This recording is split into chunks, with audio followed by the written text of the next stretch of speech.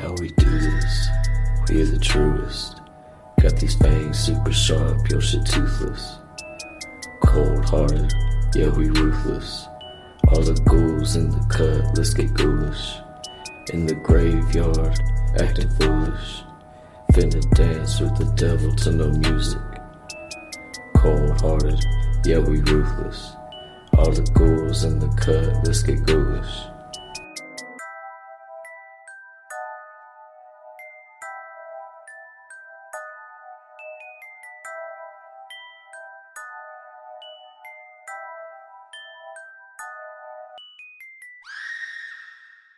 Hey folks, it's me, Max Booth, host of the Ghoulish podcast, recording the introduction to a rather unfortunate episode, sadly. The news is out by now, so many of my listeners and fans of the podcast know this already, but yesterday, Jay Wilburn passed away. Now, Jay is a longtime friend. Him and I kind of came up together in the indie Hool community. He's been on the podcast many times. He's been to, I would imagine, hundreds of spooky conventions all around the country, and he was a friend to many people in the indie Hool community. He was really kind and funny and smart, and really, generous with his time. He was probably one of the first friends I made in the Hool community, I think. We met through Junk Moon Books / Junk Moon Digest back in, I want to say, 2011. So we were both helping out with the magazine, and we were both submitting to the small press Junk Moon Books, I believe. My memory isn't the greatest. I don't quite remember officially meeting Jay. It just kind of feels like he's always been in my life at this point. So, yeah. I thought what I would do is I would go through all of the times Jay has been a guest on the Ghoulish podcast, compile those episodes into one massive podcast for anyone who was interested in just listening to Jay talk for a while, which is it's a fun thing to do. Jay is a great person. He was really funny, and talking to him on this podcast was always a great joy. I wish I had done it more often, but I'm glad I did it at least a few times. Before we go into the episodes, I'll share a quick story with y'all about Jay. That's kind of one of my favorite stories. It's really possible we repeat this story in one of the upcoming episodes I'm going to show you, but it's okay. It's not that long. I would say it was probably about a decade ago now. Jay flew down to Texas and stayed with my partner and I for the weekend so we could all attend a science fiction convention together in San Antonio. We had just published his book, Time Eaters, through Perpetual Motion Machine Publishing. I should note that book is no longer in print with us. He had the rights, and I think he was preparing to re-release it in the future. I don't know how much progress he made with that, if any. So Jay, he flew down, and at that time I was still working the night shift at the hotel. So I got home in the morning and I went to sleep. And my partner Lily, she drove to the airport to pick him up as I was sleeping off the previous night's shift. And Jay thought it would be really funny to be the one to wake me up that afternoon, since we had never actually met before. We had been online friends for a couple of years by then already, but I don't think we had met face to face yet. So Jay, he tiptoed into the bedroom, got really close to me, and ripped the blanket off my body.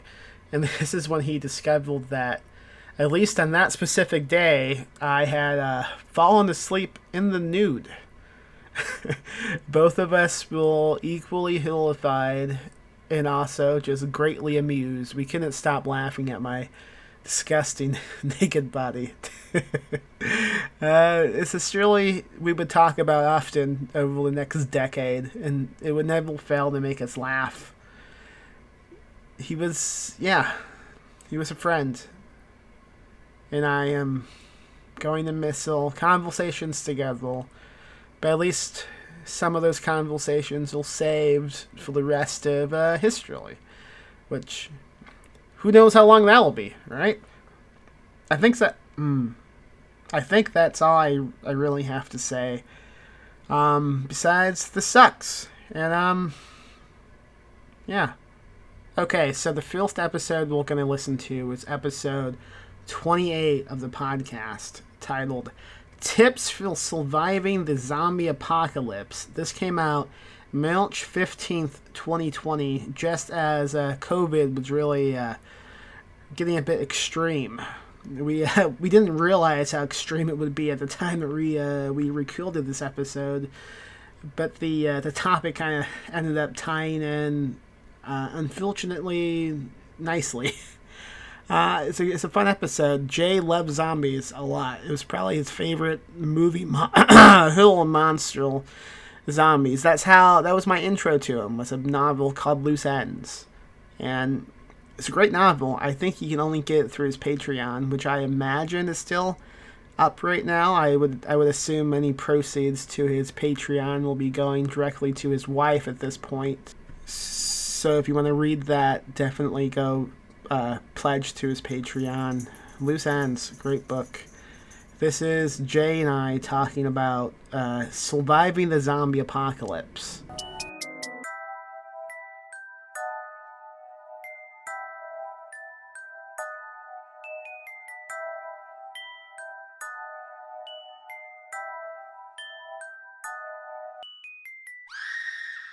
Jay, welcome to the show. I'm so glad to be here, man. How glad? Wow. Well, one of my life goals is to be on all your podcasts. So all of them. If I live long enough, I should be able to be at every podcast that you started. Now, does that count for those podcasts that I have only done 1 or 2 episodes and then canceled? Yes. Oh, yes. Well, good luck with that. Now, Jay, I've known you a while. At least, what, 7 months at least at this point? Yeah, something like that. You wrote one of the best zombie novels I have ever read in my life, called Loose Ends. It's one of my favorite zombie books, and I've read quite a few of them. Now, is that a very high bar? Because there's some really crappy zombie books out there. Yeah. Yeah. No, it's a great book. It's about a boy who is mute, and he's trying to survive the zombie apocalypse, and there's crimes and raiding going on and zombie outbreaks. That book isn't even available now, is it? No, I have it on my Patreon, so people can still see it there. But okay.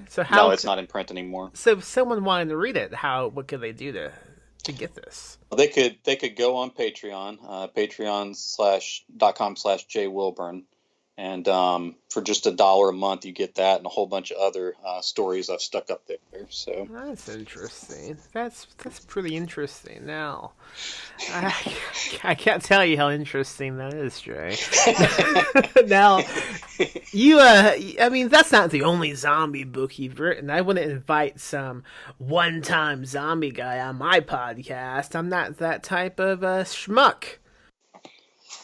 No, I've written a bunch. I have Maidens of Zombie Kingdom, which is a young adult trilogy. It has high fantasy and then some zombie horror in it too.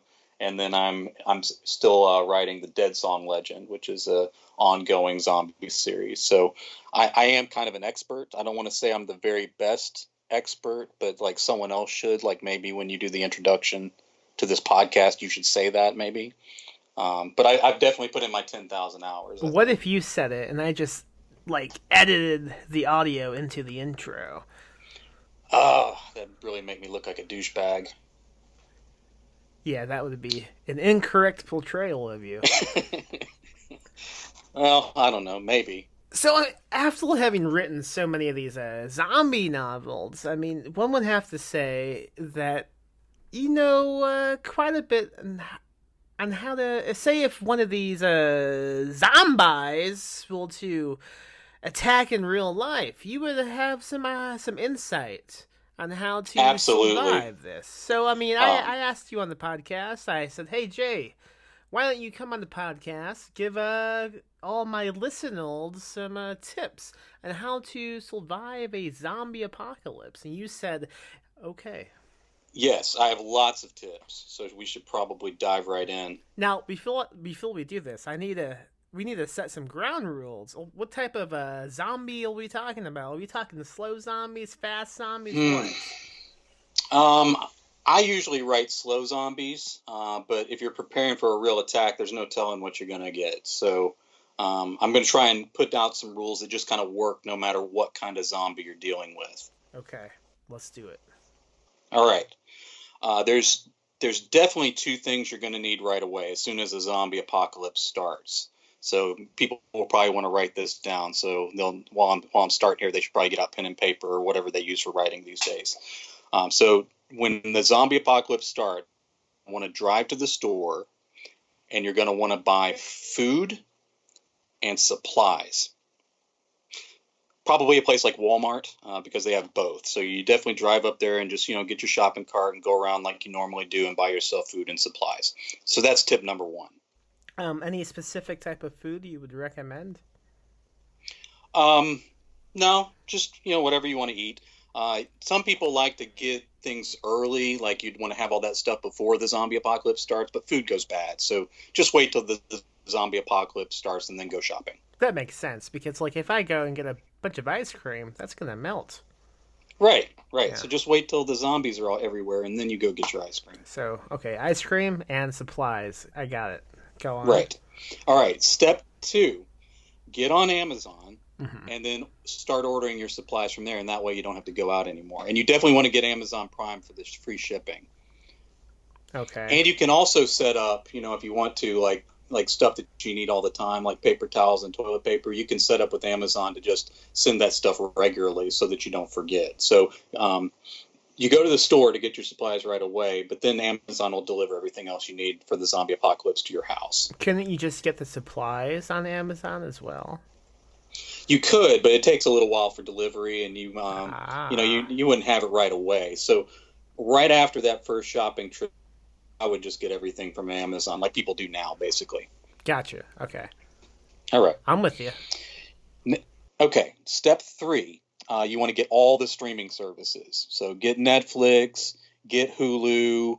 You already got Amazon Prime, so you got that. Get Disney Plus. They're going to add a bunch of extra shows soon. Go ahead and get CBS so you can watch all the Star Treks. And go ahead and get HBO again, even though you got rid of it when you finished Game of Thrones. So get all of that because you're going to be inside a lot. So you're going to want to be able to watch TV while you're stuck inside, waiting for Amazon to deliver your stuff.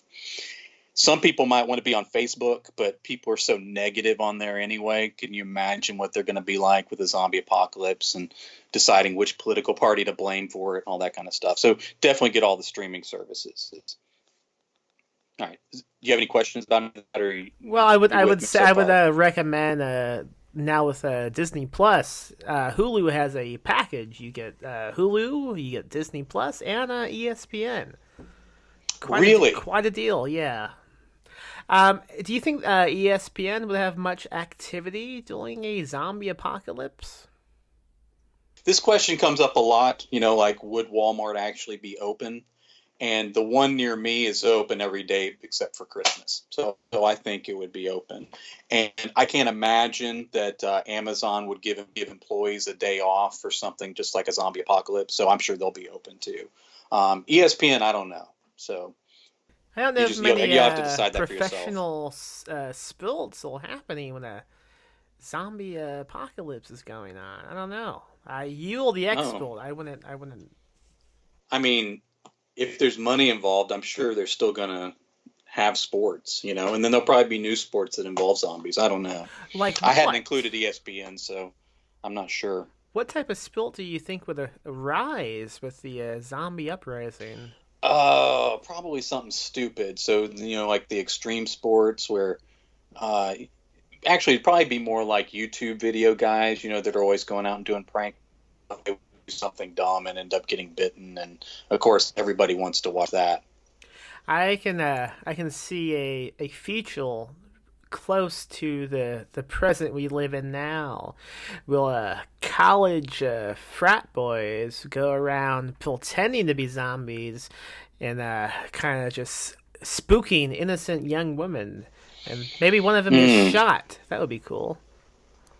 Well, you never know. YouTube would probably take that down, so I don't know that you're going to see that much. And then, ESPN's a network, so they probably wouldn't go that direction either.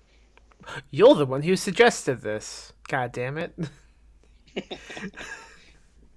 All right. While Yeah. we're on the subject of TV, step 4, you want to secure your house. So whenever you leave your house to go somewhere, make sure that the doors are locked, windows are secured, and leave a TV on. So if the zombies look in, they'll think somebody's home and they won't try to break in. Now that's an interesting thought. What if you don't have a house? What if you live in a recreational vehicle? Oh, Yeah. What if you live I in don't a know. tent? I guess you get a TV so you can leave it on. I mean, you don't want people thinking it's unoccupied because then they'll just come in and do whatever. What advice would you give a homeless man? Um, Pull yourself up by your bootstraps, maybe. That Is seems that impossible, but okay. all right? Okay.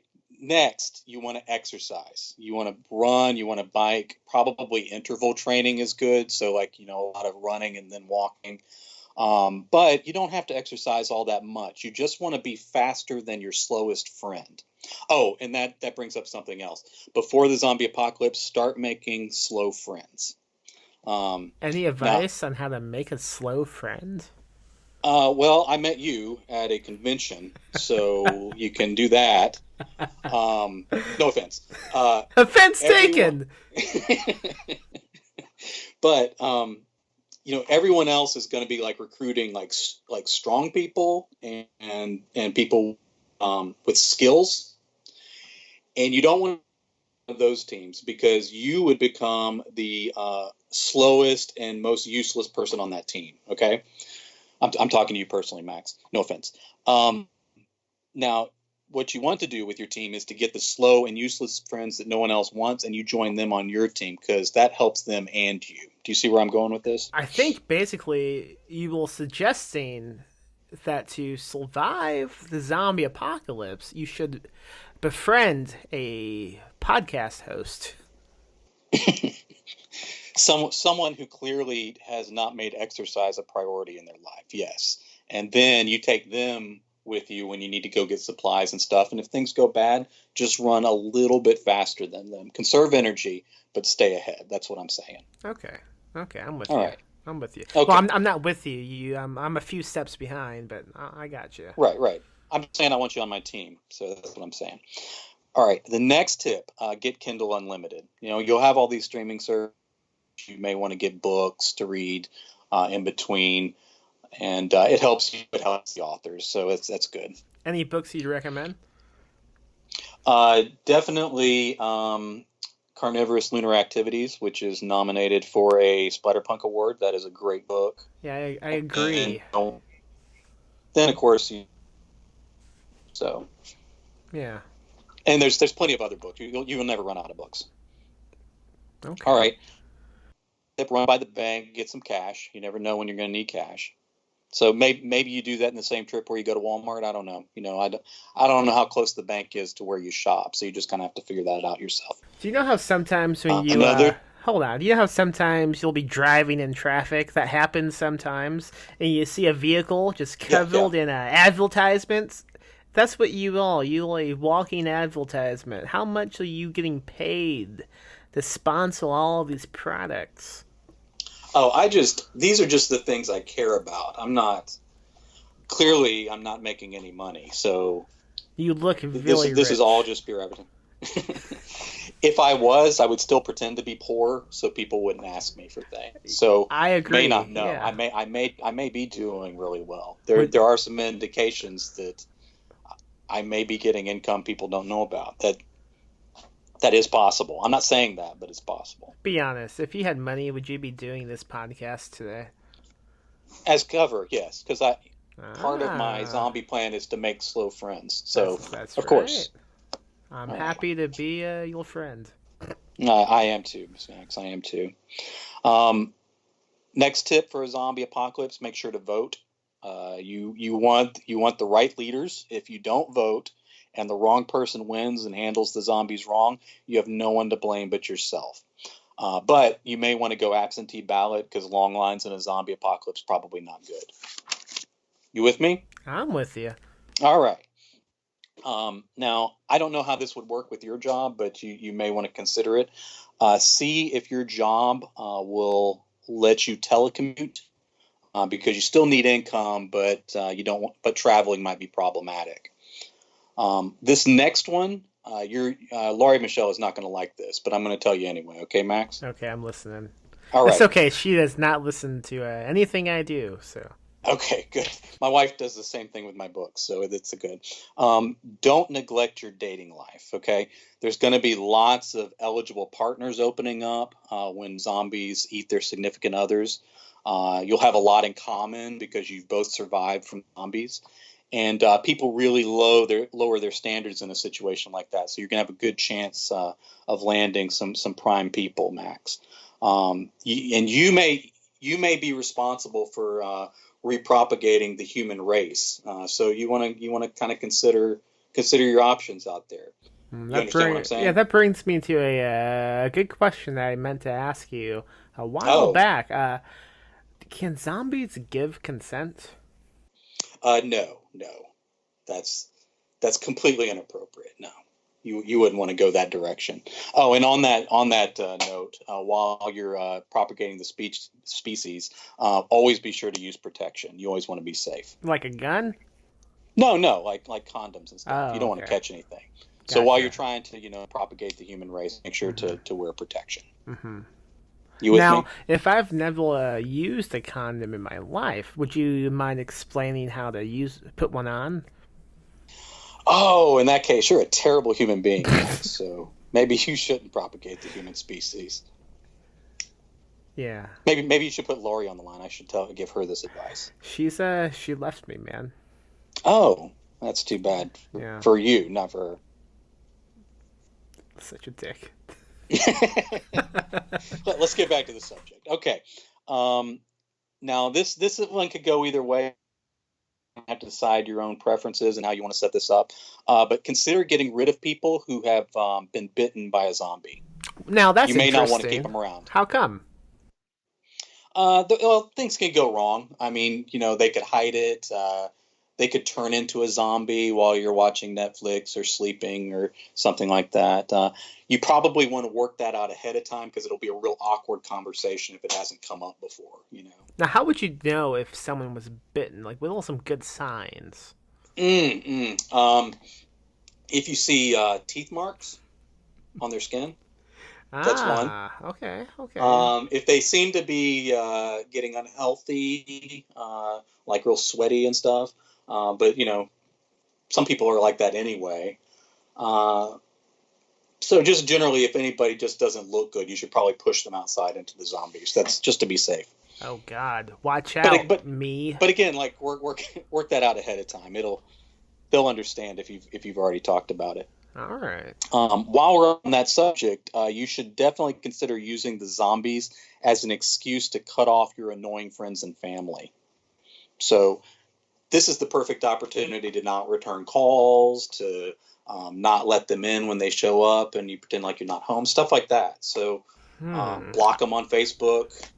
You could just pretend like you kind of disappeared. Like people would understand. It's the middle of a zombie apocalypse, so this is a real good opportunity to get rid of those people from your life. I imagine it would be relatively easy to fake my own death at a time like this. Right, and you've probably already done that 2 or 3 times by this point, and there weren't even zombies around. Yeah, I just kind of disable my Facebook for a few weeks, and voila, I'm dead. Right. And, no offense, but some people are just surprised you've lived this long, is what I'm saying. You often say no offense. It doesn't mean anything. The offense is It kind still of taken. right. But it kind of prepares you for what's coming. It's like the conversation of how I'm going to push you out to the zombies if I think you're bitten. Yeah. Okay. Or how you're one of my slow friends. Yeah. All right. Go on. I'm with you. Okay. All right. You want to learn new skills. So there's a couple of parts of this. So you may want to consider getting masterclass or going to the library or using YouTube videos to learn things that you need. And one thing you definitely want to learn is how to fight. Now, there's a lot of debate on what is the best martial art out there, but I think you should go with TV karate. Oh, elaborate, please. Oh, okay. Well, there's lots of things. You got jujitsu, you got MMA that mixes the things together. But I've seen none of those things that does what TV karate does. So, like if you see karate on TV, some guy is always like beating up a bunch of people all at once, real quick before a commercial break. So, just based on what I see, that has to be the best martial art. So, don't worry about all the real world ones. Find out like how to do the kind of karate you see on TV. Ah, I see. Okay. Yeah. It usually does happen directly before a commercial break. That's a good point. This whole episode is like a commercial break, isn't it? I don't know how to take that, but okay. All right. Next tip, spring for unlimited data and the fastest internet connection. I mean, if you're trying to learn these things or get your supplies in, you don't want your internet to be spotty or, your neighbors using up your Wi-Fi or anything like that. Do you already have unlimited data? I do not, no. Oh, jeez. It was like $25 more. Well, I mean, what are you going to spend your money on in the zombie apocalypse? Condoms, I guess. Oh, right. Yes. Because you got to be safe. Wait, how am I repopulating the goddamn species if I'm wearing condoms? Well, that's a good point. Well, you got two things going on. You definitely want to add to the human race once the zombies have eaten so many of us, but you want to be safe. That's all I'm saying. Just do both. No. What? How? I only have so much cum. I'm not going to explain to you how sex works. I mean, use your YouTube videos or whatever you're going to do to learn new skills. All right. I don't know if I'm with you on this one, but all right. Well, Okay. All right. Put your bills on auto pay. You don't want to forget to pay the water bill or the power bill during a zombie apocalypse. Oh, I mean, can you imagine if the power goes out during a zombie apocalypse? That'd be awful. How awful would that be?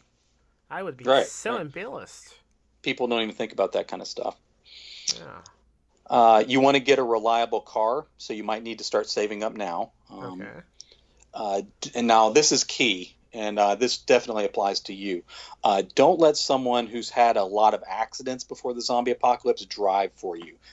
They are not going to get better under pressure when there's zombies everywhere. So if you've already been in accidents when it's just a normal road with normal people, I mean you don't want that guy driving. Is what I'm saying.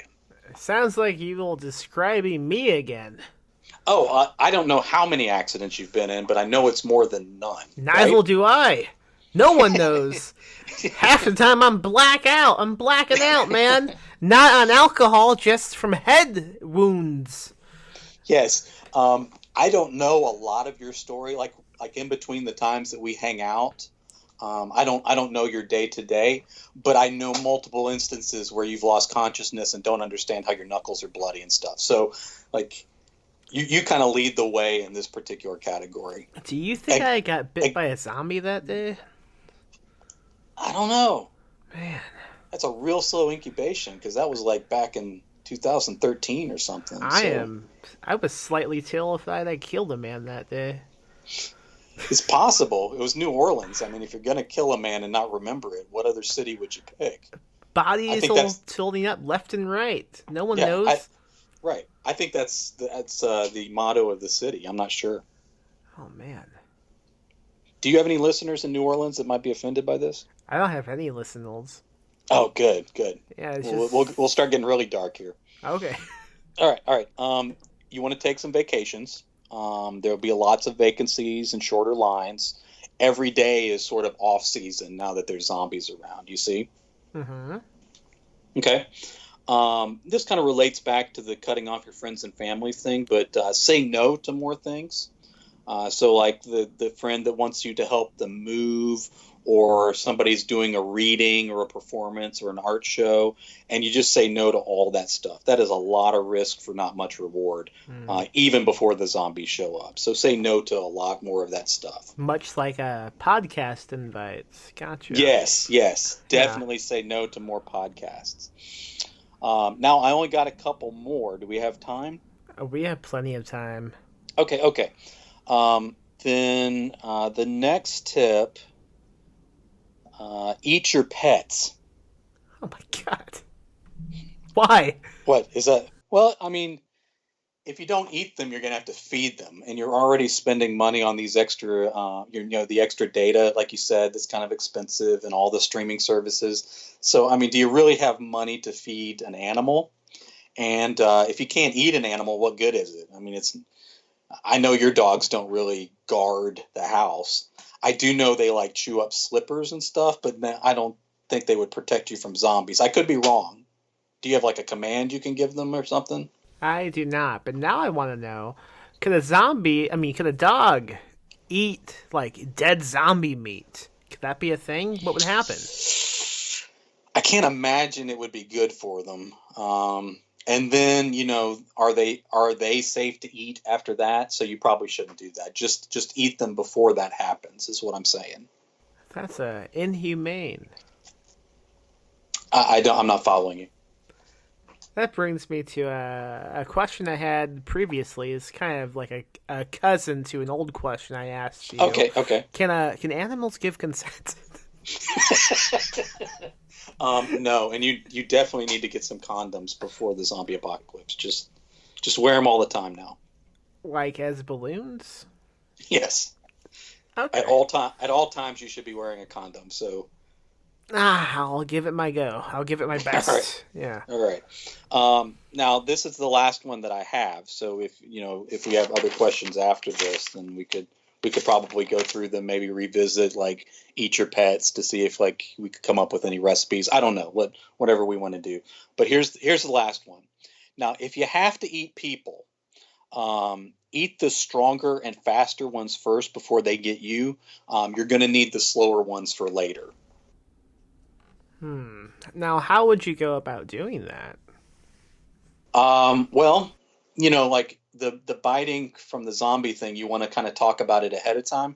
This one I probably wouldn't talk about ahead of time because that might make it tougher to sneak up on them. So it sounds like you speak from experience. Of cannibalism, you mean? Yes. No, I'm on a very strict diet because of the meds I'm on and stuff. So I eat just very ordinary things. Okay, so let's focus on you. If you were stuck in a zombie outbreak, you can't do half of these things because of your medical conditions. I mean, you can't eat an animal. You can't get Amazon Prime. Oh, I would die fast. Yeah. That's without a doubt. I am not equipped for. I'm not good in a long power outage. If there's a storm in town that's going to put out the hospitals or whatever, I need to drive somewhere else to stay. So yeah, I would be in rough shape. There's no chance. The kind of medicines I have to get are expensive anyway, and I suppose I could break into pharmacies and take stuff for a while, but I'd still need blood tests and things. So no, I'd be dead fast. Fast. Have you given much thought how you would survive a zombie apocalypse as a zombie? Oh, that's interesting. Well, you want to hang back, because especially if you're in a southern state where there's a lot of guns and they know how to aim. Yeah. I mean, this just walking right up there and being cut down, for the scene where the heroes are escaping. You don't want to be that guy. Mm-hmm. So just kind of hang back. After they've gone, then you can come up and find the ones that have not made it and that kind of thing. Travel around. You don't have to stay in your hometown anymore. You don't have to sleep anymore. Just walk somewhere cool. New Orleans might be fine, except it's really humid there, so I don't know what that does to your skin when you're dead. You can't be too cold either because you would freeze. You would become a Oh, zombie yeah, yeah. icicle. So what is like the ideal place for a zombie to go? Moderate climates, maybe. I know it's a little cold, but Wyoming has a really good tax setup. So if you're looking to settle somewhere, they have low sales tax, and property tax is really low, and they don't have a state sales tax. Lots of land. It's not terribly expensive. So that might be an option. Again, you'd want to build yourself a nice warm house for the winter, probably.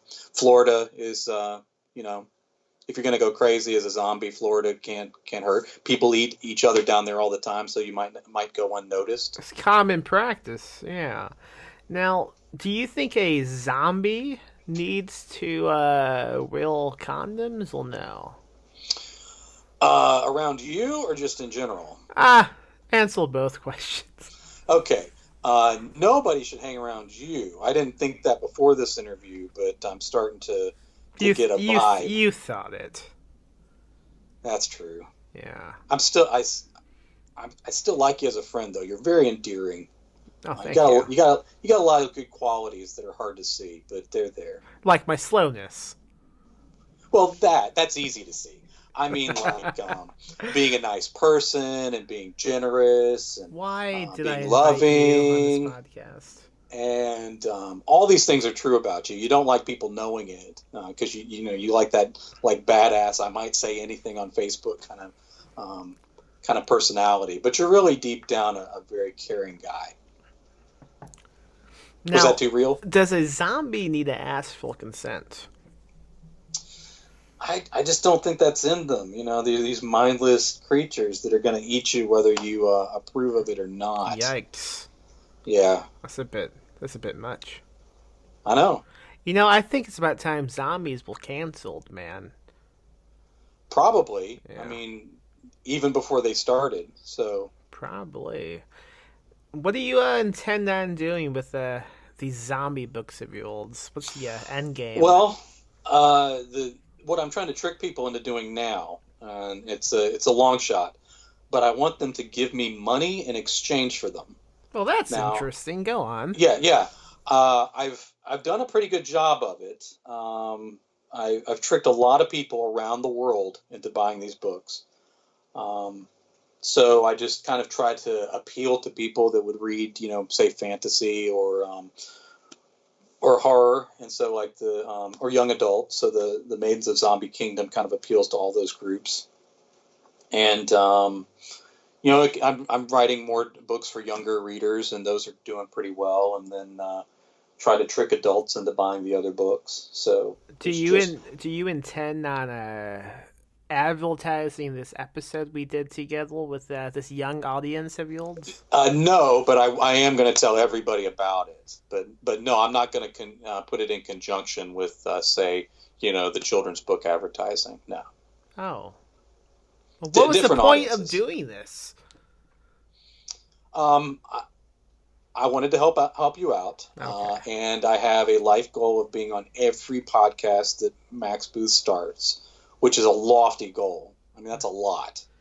I do begin a lot of podcasts. At least 2. Yeah, it's almost an obsession with you. At least 2. Well, talk me through the process, because I am actually fascinated with this. Like, when you already have, say, a bunch of podcasts going, what is it that you're like, oh, I need to start that one? Like walk me through your thought process when that happens. All right. The idea comes to you, or someone brings it up, and then you like rush execution. So tell me about that. I'm really much like a wild animal in the woods. If I see something, I run toward it, and I don't stop, and I forget about my family, anything else I had going on. That's the new obsession. But I run it slowly because I'm really slow. Not when it comes to starting podcasts. That's interesting. So do other people bring the ideas to you, or you just have a thought and then can't stop the thought from becoming a podcast? Every idea I have is conjured when I'm at my night shift, which at my night job, which is a Right. hotel, and I have not had any sleep recently, and I'm pacing around the lobby trying not to collapse, and it just clicks, and I'm like, oh yes, I could do something like that. Often I'm talking to myself as I'm pacing, and it's I look like a maniac, I assume. Wow. Now, do Yeah. you like after that happens, do you go to sleep and then you wake up and it still seems like a good idea? Oh, I just don't go to sleep. I continue Oh, to execute the that explains idea everything. until I've committed to it and I've announced it, and then I can't back down now.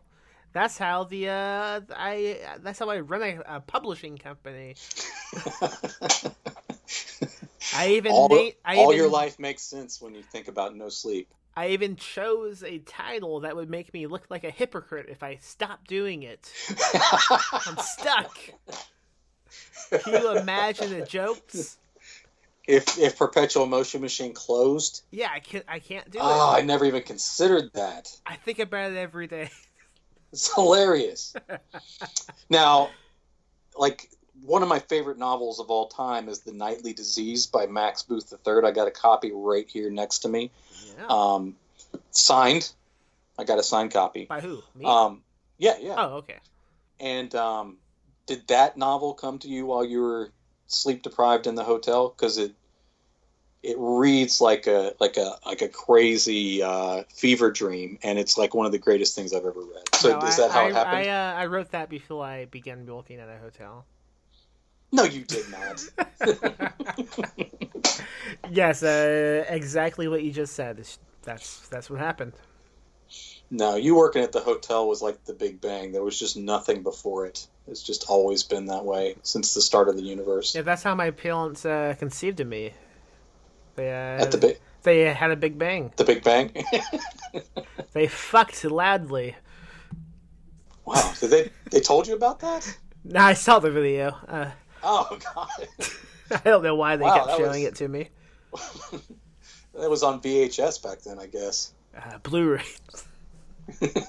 Blu-ray. I forget. You're only like 12. Speaking of Blu-ray, anything else to promote?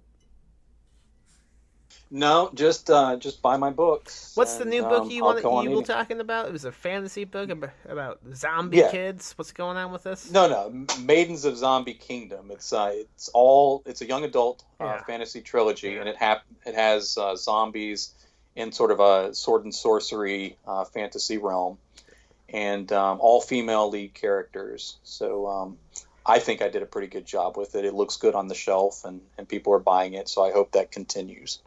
Now, you kind of just contradicted yourself. If it looks good on the shelf, how are people buying it? Oh, I have copies on my shelf for when I go to conventions. Oh, that makes sense.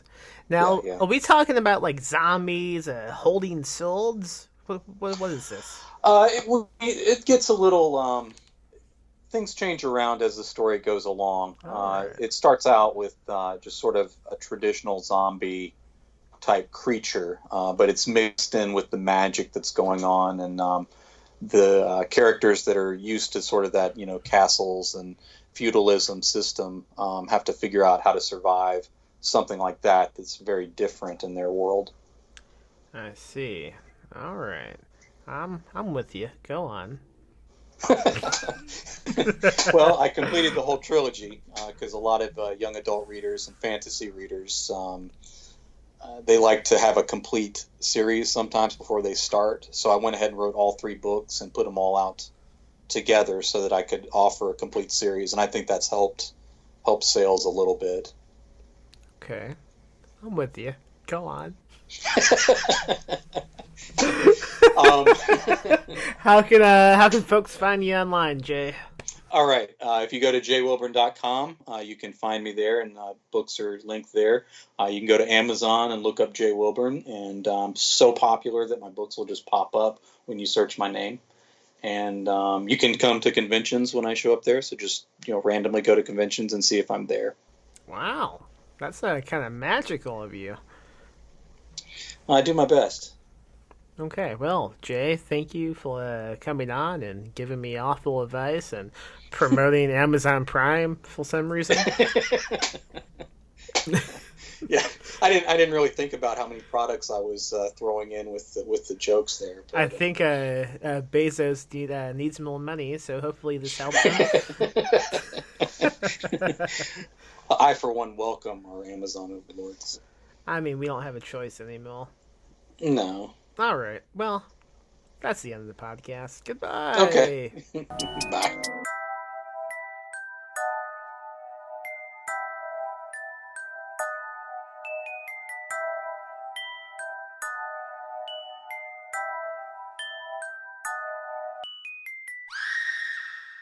Continuing onward with episode 45 of the podcast titled Alternate Reality Stephen King Books.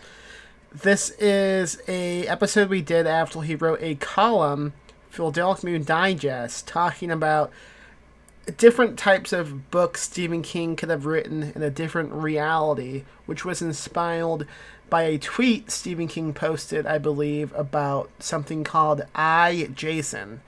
I don't remember a ton about this episode, but I know we had fun with it. Jay is a huge Stephen King fan, as I am, and anytime I talk to Jay, we had a blast, and this is no different. Enjoy.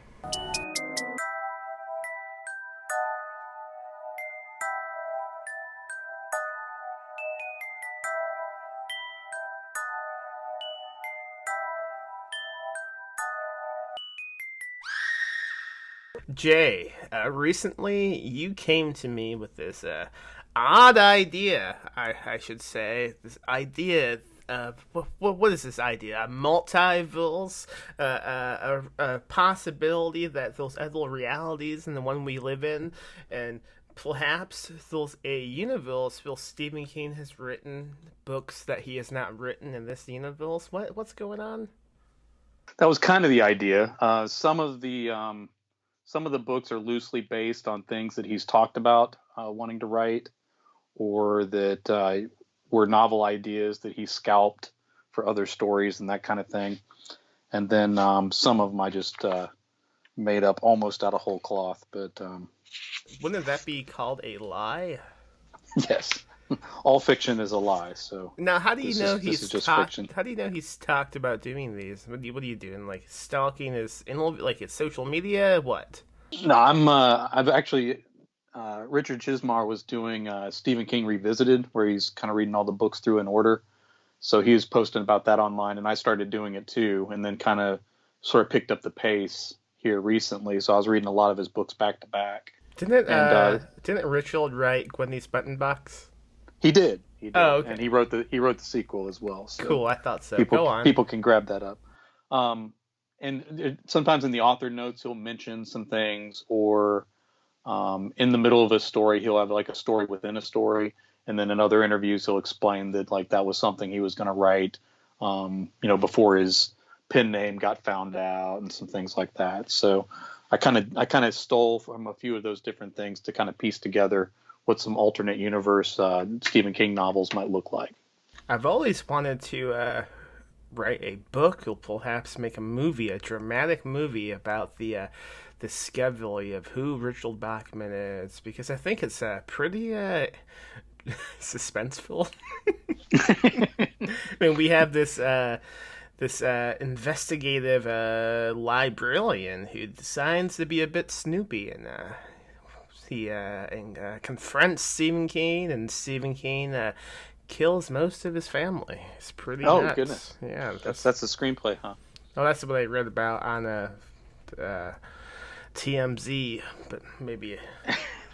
Yeah, go on. Yeah, so I came up with, 15 books. You guess? That we put together for this. I just looked at the last page. It is 15 books. Okay.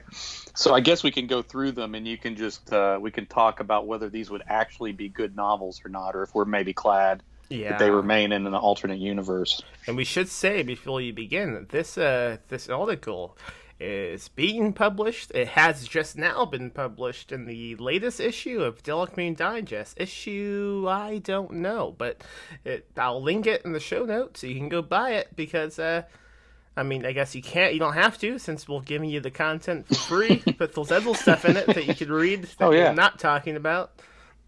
There's all sorts of great stuff in the DMD magazine. Yeah. Okay. Now, why do you keep calling it the Stephen King Foo Fighter universe? That's my major question. Oh, well, I'm kind of an expert on alternate universes. So I think there are certain constants that go through universes. So I think, every universe that we can get to probably has a Stephen King. And the Foo Fighters become a band of some kind in every universe. And I think maybe Max Booth works in a hotel in every one of those universes. Well, if I don't work in a hotel, then all of the universes collapse. So, yeah. Yeah, I'm not even sure if I exist in this universe. I don't see any evidence in this article. No. But Max Booth definitely does. So, before you do get into this, I want to stick with the Foo Fighters for a second. Does this mean that Cobain is shot in the head in every reality? Oh, I don't know. I think maybe like the band forms with different members sometimes. There's probably many versions. Maybe Kurt Cobain leaves Nirvana and starts the Foo Fighters himself in one universe. That's a possibility. That would be terrible. Hey, you remember that book we were writing about Cobain and then I shit the bed? Yeah. We still got that standing by if we decide to go back to it. I've been letting you down a lot this year. We're good, man. I never run out of work, so we can always leave something and come back to it. And with me, you never run out of grudges, so that's good. I'm a pretty cool guy when it comes to Max Booth III. I think I think our friendship works out just fine. Okay, go ahead. Let's get into this. All right. So the first one, this may be actually the one that inspired this idea because King brought it up online and then people kind of freaked out about it, like they were making covers for this book and all that kind of stuff. But one book that he wrote in an alternate universe would be I, Jason. And in this alternate universe, King got to write his dream novel about Jason Voorhees from the Friday the 13th franchise, told from the perspective of Jason himself. Early on, the franchise was bought by real estate mogul Donald Trump in this universe. Having met through their mutual friend Richard Nixon, King pitches his novel idea to Trump. Starting in the 1980s, the process involves decades of rewrites. In the end, the novel was released in 2016, just in time for Christmas, after Hillary Clinton soundly defeats Jeb Bush for president.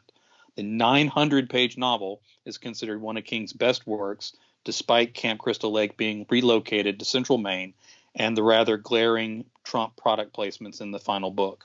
The long process is believed to have contributed to King's already declining mental state.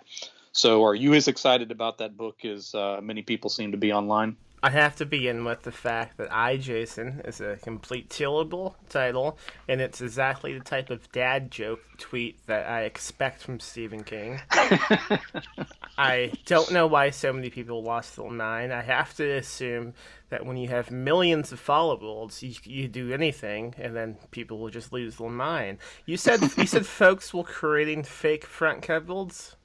Yeah, I saw a couple. They actually created cover art for it, like fan art or whatever. Some of them look pretty good. Pretty good. There was a couple that were pretty good. Yeah, the idea he talked about, it is from the point of view of Jason, and if I recall correctly, he said it would be like every time he died, he would come back, like a time loop situation. Oh, okay. Is that correct? I'm only half certain. I don't know how deep he dug into the plot. I think his idea was like that he would be that Jason's kind of a tortured soul because he's constantly being killed by these terrible teenagers. So well, that sounds like a time loop to me. Yeah. I also just I would read it. I also just watched a movie about a time loop, so maybe I just have time loops on my brain. I would also say to anyone listening, if that sounds like a decent idea, why don't you go pre-order Stand Alone by Paul Michael Anderson, a book written from the point of view of a Jason-like villain. protagonist. You make the decision. Not you, Jay, but the audience. The entire world. I don't need your opinion about it. I'm just trying That's to. fine, I'm just that's trying fine. to plug a book. What do you think of this idea of this I, Jason? Shouldn't that have a comma after I, Stephen King? You idiot. Yeah, probably. I would love the idea. Like if that movie wasn't tied up in court and nobody can open the franchise without fighting for it, I think it would be pretty cool. You do mention that it would be 900 pages, but that seems kind of low. So I don't know. Yeah, I was thinking kind of a medium length book for Stephen King, like A novella. Yeah. Okay, go on. All right. So another idea is Overlook. Now this one has a little bit of background to it. Unlike in our universe, when King's editor seeks to remove the prologue that included like the complicated subplot of mobsters from The Shining, the argument turns violent in this universe, and the editor is killed. King manages to make it look like an accident, and he gets away with it. The ghost mobsters are actually a big hit in that universe's version of The Shining. Then this leads, King later writes this novel, Overlook, about the crime families that use the Overlook Hotel as a meeting place. In the bloody novel is a subplot about a writer who kills his editor and makes it look like an accident before being blackmailed by the mob. Would that be a book you'd be interested in reading? It would be. I would also say, now this is going to be a recurring theme in this episode. Will you do a section of this article and then I plug something I'm involved in? I would say Good. if you're interested in hearing more about this removed prologue, it was called, I think, Befuddle the Play. And I did an in-depth investigation into this on my little podcast, Castle Rock Radio? Yep, that's Yeah, the that was a title. good episode. Castle Rock Radio. I forgot the name of my own fucking podcast. Things I are love that going podcast. great. Thank you. You should come on again, and we can talk, well, not about Befuddle to Play. That episode was already done. It would be Right. odd to do it twice. Maybe we should have done that this podcast on that podcast instead of Oh, yeah, Ghoulish. that would be interesting. It's too late for that now. It's too late because my co-host for Castle Rock Radio is I don't know. I think she's sewing pants or something in a different room. I'm making it up. So yeah, this is a Ghoulish now.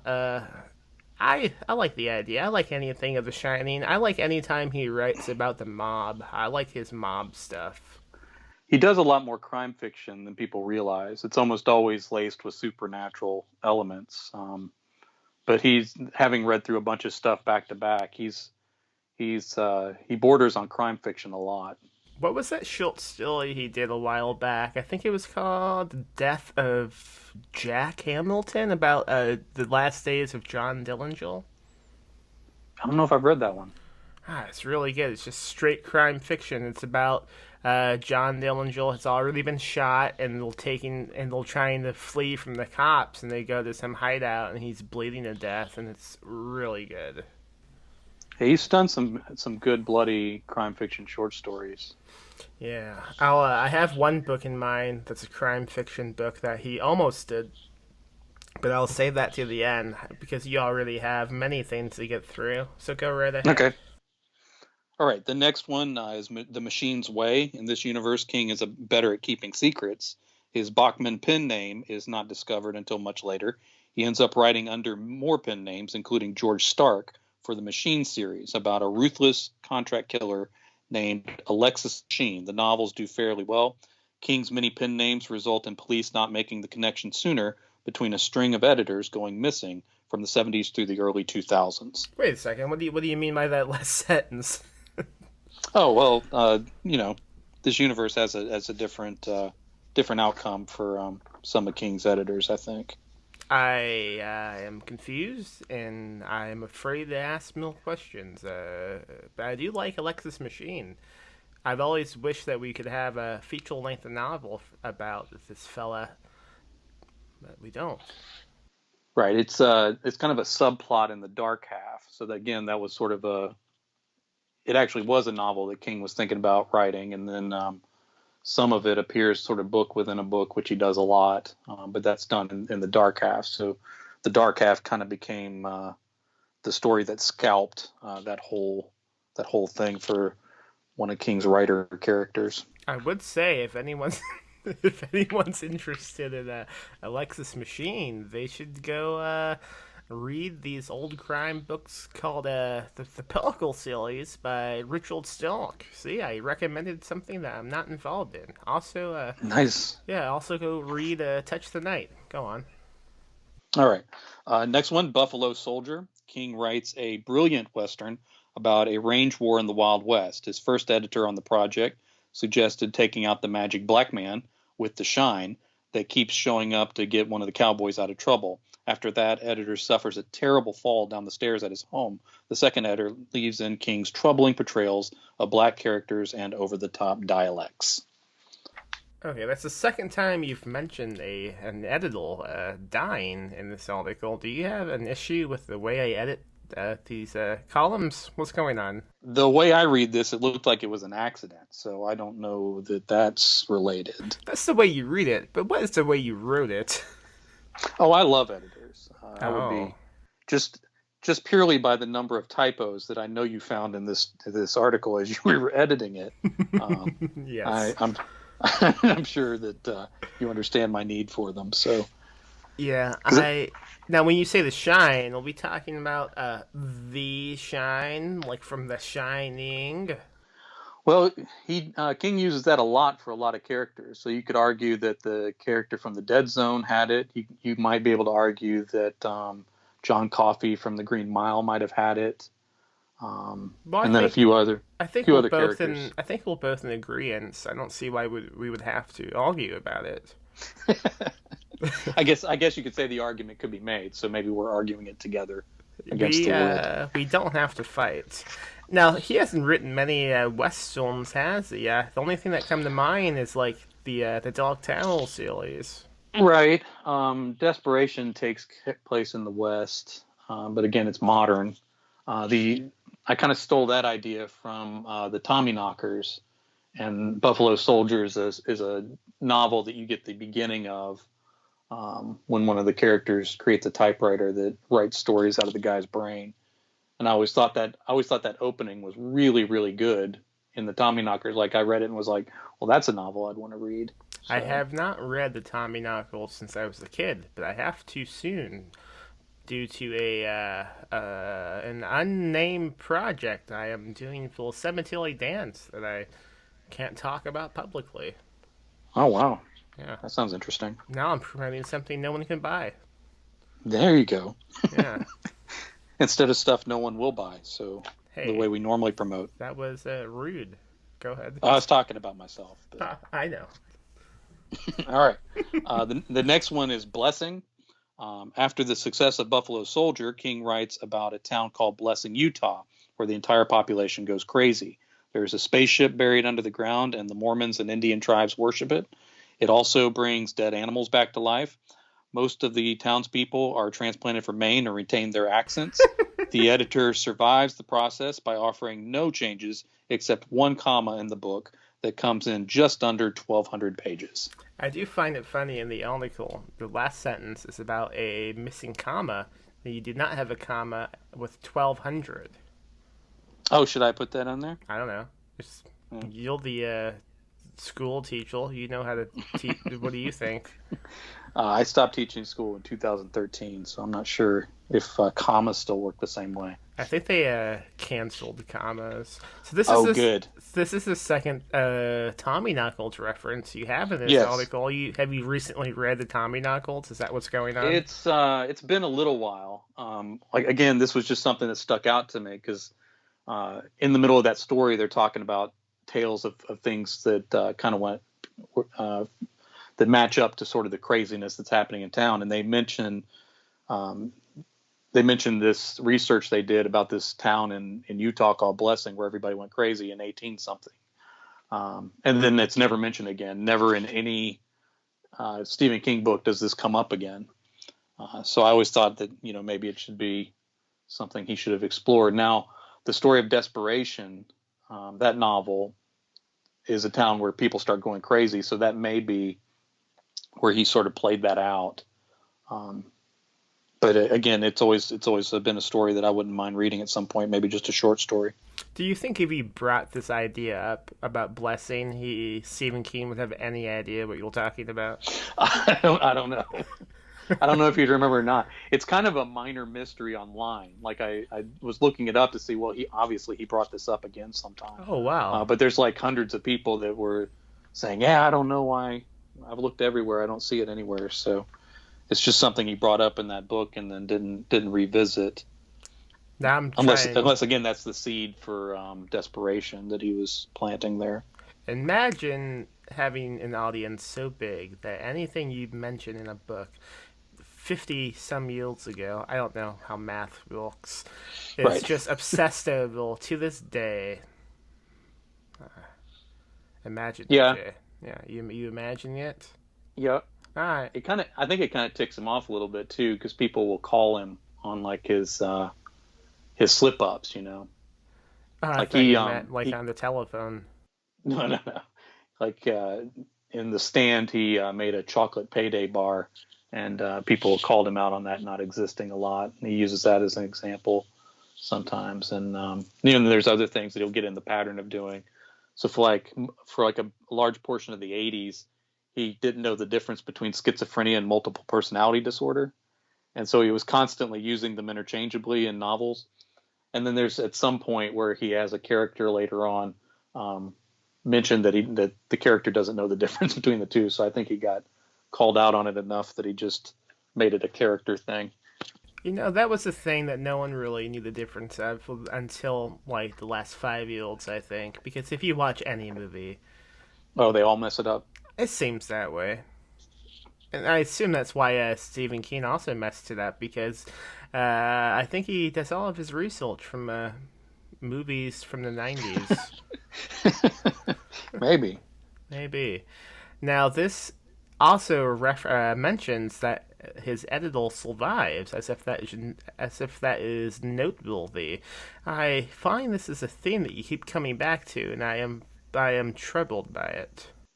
Well, I don't know. I'm just reading the information we have here. So now, this next one is called My Pretty Pony. Is that not the name of a short story he wrote? It is, and the short story was originally going to be the beginning of a novel that he didn't end up doing anything with. But again, in the universe where he does something with it, it's panned by critics. This crime novel follows a group of killers who slaughter the family of a rival mobster at his daughter's wedding. The team is hunted down and picked off one by one in bloody gangland style. The main character manages to survive by killing off the leadership across 2 crime families and faking his own death in an explosion. He spends time in the middle of the novel hiding in Derry, Maine, where he keeps seeing a clown in the sewers. The late editor suggested ending the book with the character standing on the Maine coast looking across the water. After the editor's unfortunate death and an apparent break-in gone bad in his home, the original ending is kept, where the main character stops in Jerusalem's lot as he looks for a quiet place to settle down.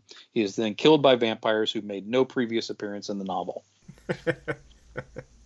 So they just randomly show up at the end? Yes. That's cool. Even in this universe, Stephen King has little trouble with his endings, I think.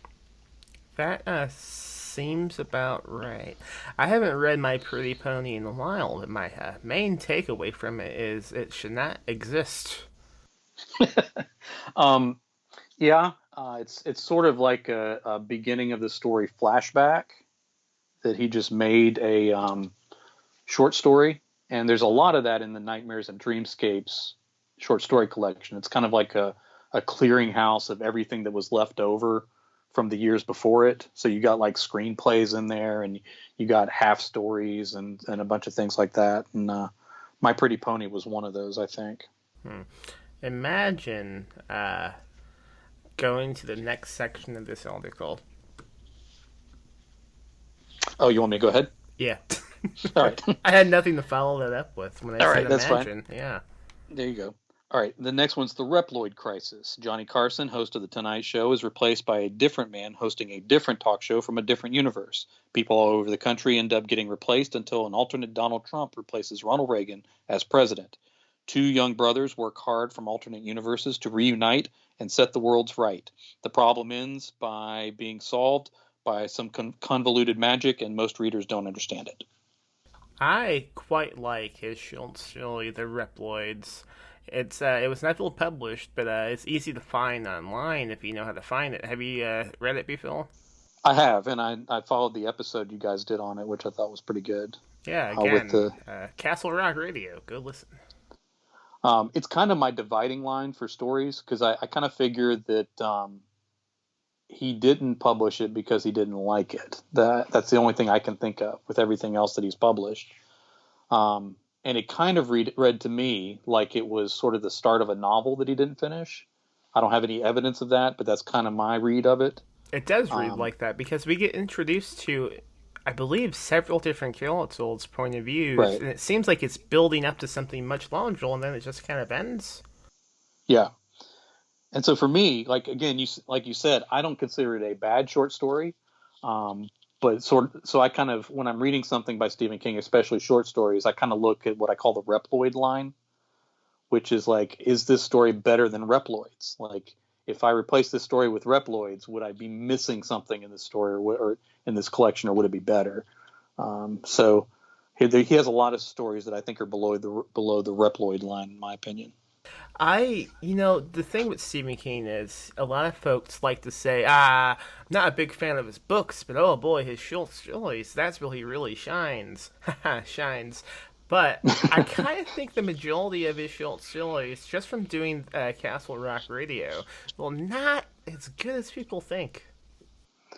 I'm kind of one of those people. And again, reading all his stuff through back to back to back, some of his flaws kind of shine through a little bit more. But I'm still that guy. Like, when I hear there's a short story collection coming out, even if it's like one of the 4 novella things, I'm on it. Like, I'm like, oh, this is going to be good. And maybe it's a thing, like, even if there's like 1 or 2 that are bad, you're going to get something that's at least good.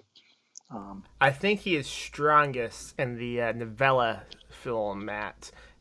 Out of anything he can write, novella, like his novella collections are usually pretty damn good, I think. And there's a lot of them. Yeah. I wish that would get brought back. Not just, I wish like it was more popular to publish novella collections, because those are always pretty interesting, I think. Oh, you mean from authors broadly? Yeah, from anyone. Yeah, because an issue that you come across in short story collections in the indie scene, especially, is people will just dump every short story they ever wrote into one massive book. And with a novella collection, I think you kind of have to be a little bit more cautious about what you put into it, because you don't have as many things to just dump in front of somebody. D. Alexander Ward has started a publishing company, and one of the things he's focusing on is novellas. And I think he has the same opinion you do, where it's kind of an art form that doesn't get its due. Oh, you telling me the guy who edited a book called Lost Highways would have an opinion similar to mine? I am really surprised by this. I don't have any grudges, Jay. Go on. All right. Okay. The next one. A Dark History of Maine.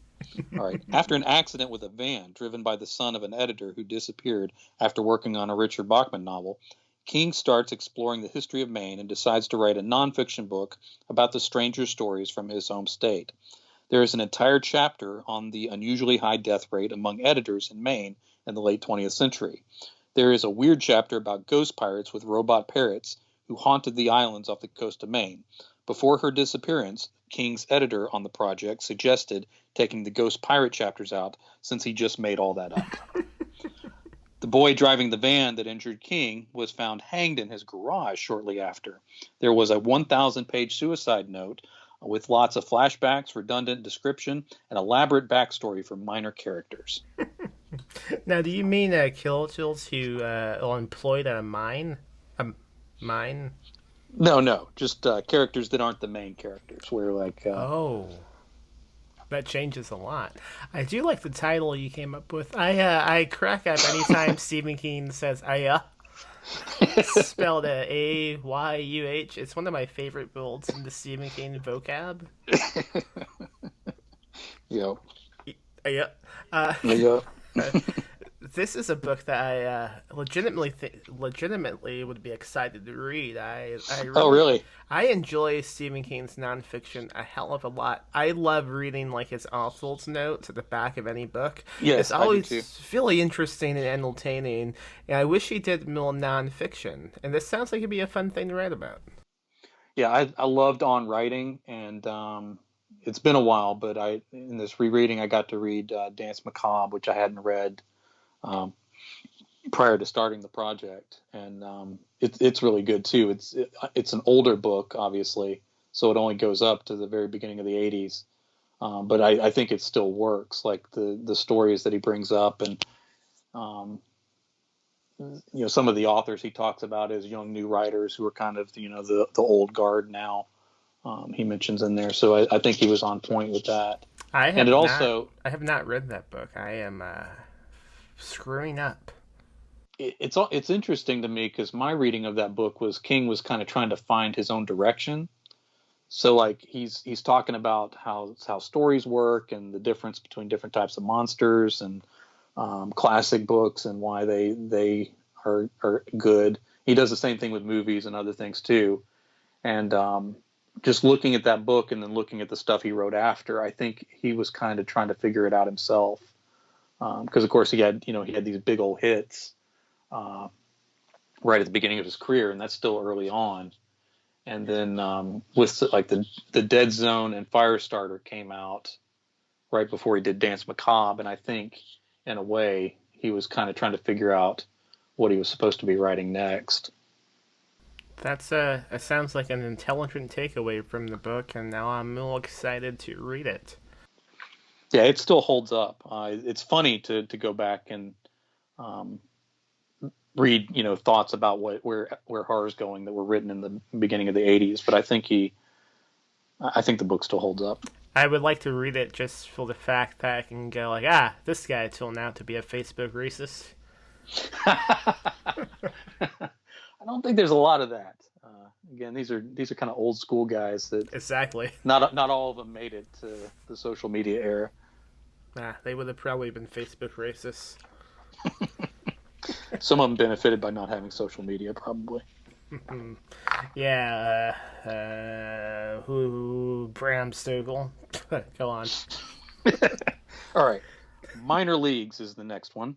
After the limited success of Faithful, Richard Chizmar gives King a copy of A View from My Seat by Armand Rosamilia. King likes it and decides he wants to write another baseball book about the minor league teams for the Boston Red Sox. He invites Rosamilia to collaborate with him on the book. The book covers the pursuits of a number of minor league players, but then also covers a mystery surrounding the disappearance of some of these players. During the editing process, King and Rosamilia have a public falling out in which Rosamilia confesses that he likes Dean Koontz books much better. Rosamilia disappears shortly before publication. Now, before I get on to this disappearance, I have to say, playing baseball in the mine does not seem safe to me. No, minor, like below the major leagues. Oh, I do not understand. So he disappeared? Armand Rosamilia? Yeah. In this universe, yes. What? Well, what little information do you have? This seems. I don't live in that universe, so I'm not sure. But he vanishes. Yes, yeah, I got that much. Again, I don't even know if I exist in this universe. I'm not sure if we were friends or not. So maybe having a Jay Wilburn in a universe makes things better. I'm not sure. Now, is this related to the fact that he is also involved in the editing process of the book? I'm not sure. There's lots of examples of authors having falling outs, so it could be unrelated. Sounds unrelated. Okay, let's continue. All right. Misery's Return. Under the pen name Stephanie Kong, King writes a series of gothic romances. Uh-huh. After the series is ended and the pen name is discovered, King writes one more novel in the series called Misery's Return. The number of Stephanie Kong editors who vanished over the years starts to raise questions among law enforcement agencies. So now the law enforcement is getting interested. Well, King's a rich white guy. I mean, how much trouble can he possibly get in? Let me ask you something. All these books, is this all from one different universe? All these different realities? These are one different universe, yeah. So Okay. there's a series of events that cause these different books to be written. Listen, if Stephen King began writing Endless Stephanie Kong, he would be canceled. He would be run out of town. Oh, I'm sure it's fine. It's just because of the name alone, man. How? Come on, Kong. I don't know. Yeah. Until it was discovered, they just assumed that was a woman that was writing gothic romances, I guess. Okay, let's go on. Extended flashbacks, the poetry of Stephen King. After complaining that the book is actually just 7 poems, mostly about how grossly fat he finds 170-pound women, then just pages and pages of King's tweets, mostly containing poorly crafted jokes, Richard Chizmar goes missing. This is the last book published by Cemetery Dance. Police initially investigate the possibility that disgruntled readers waiting for a long time for special edition hardback deliveries might be involved. A project between Chizmar and King to write Gwendy's Button Box is scrapped as a result. So unfortunately, they don't have Gwendy's Button Box in this alternate universe. Wait, you just killed Richard Chismell? What the fuck? He went missing. I didn't do it. So does this mean that my new novel out now from Cemetery Dance, Touch the Night, is no longer available through Cemetery Dance? In this universe, I don't know. Maybe Who Cemetery takes Dance over? goes on under. I don't know. Does his son take over? Oh my god. I'm not sure. And Gwendy's Button Box is scrapped? Yeah, it happened before they had a chance to write it. Apparently. Well, that's a shame, Jay. Yeah.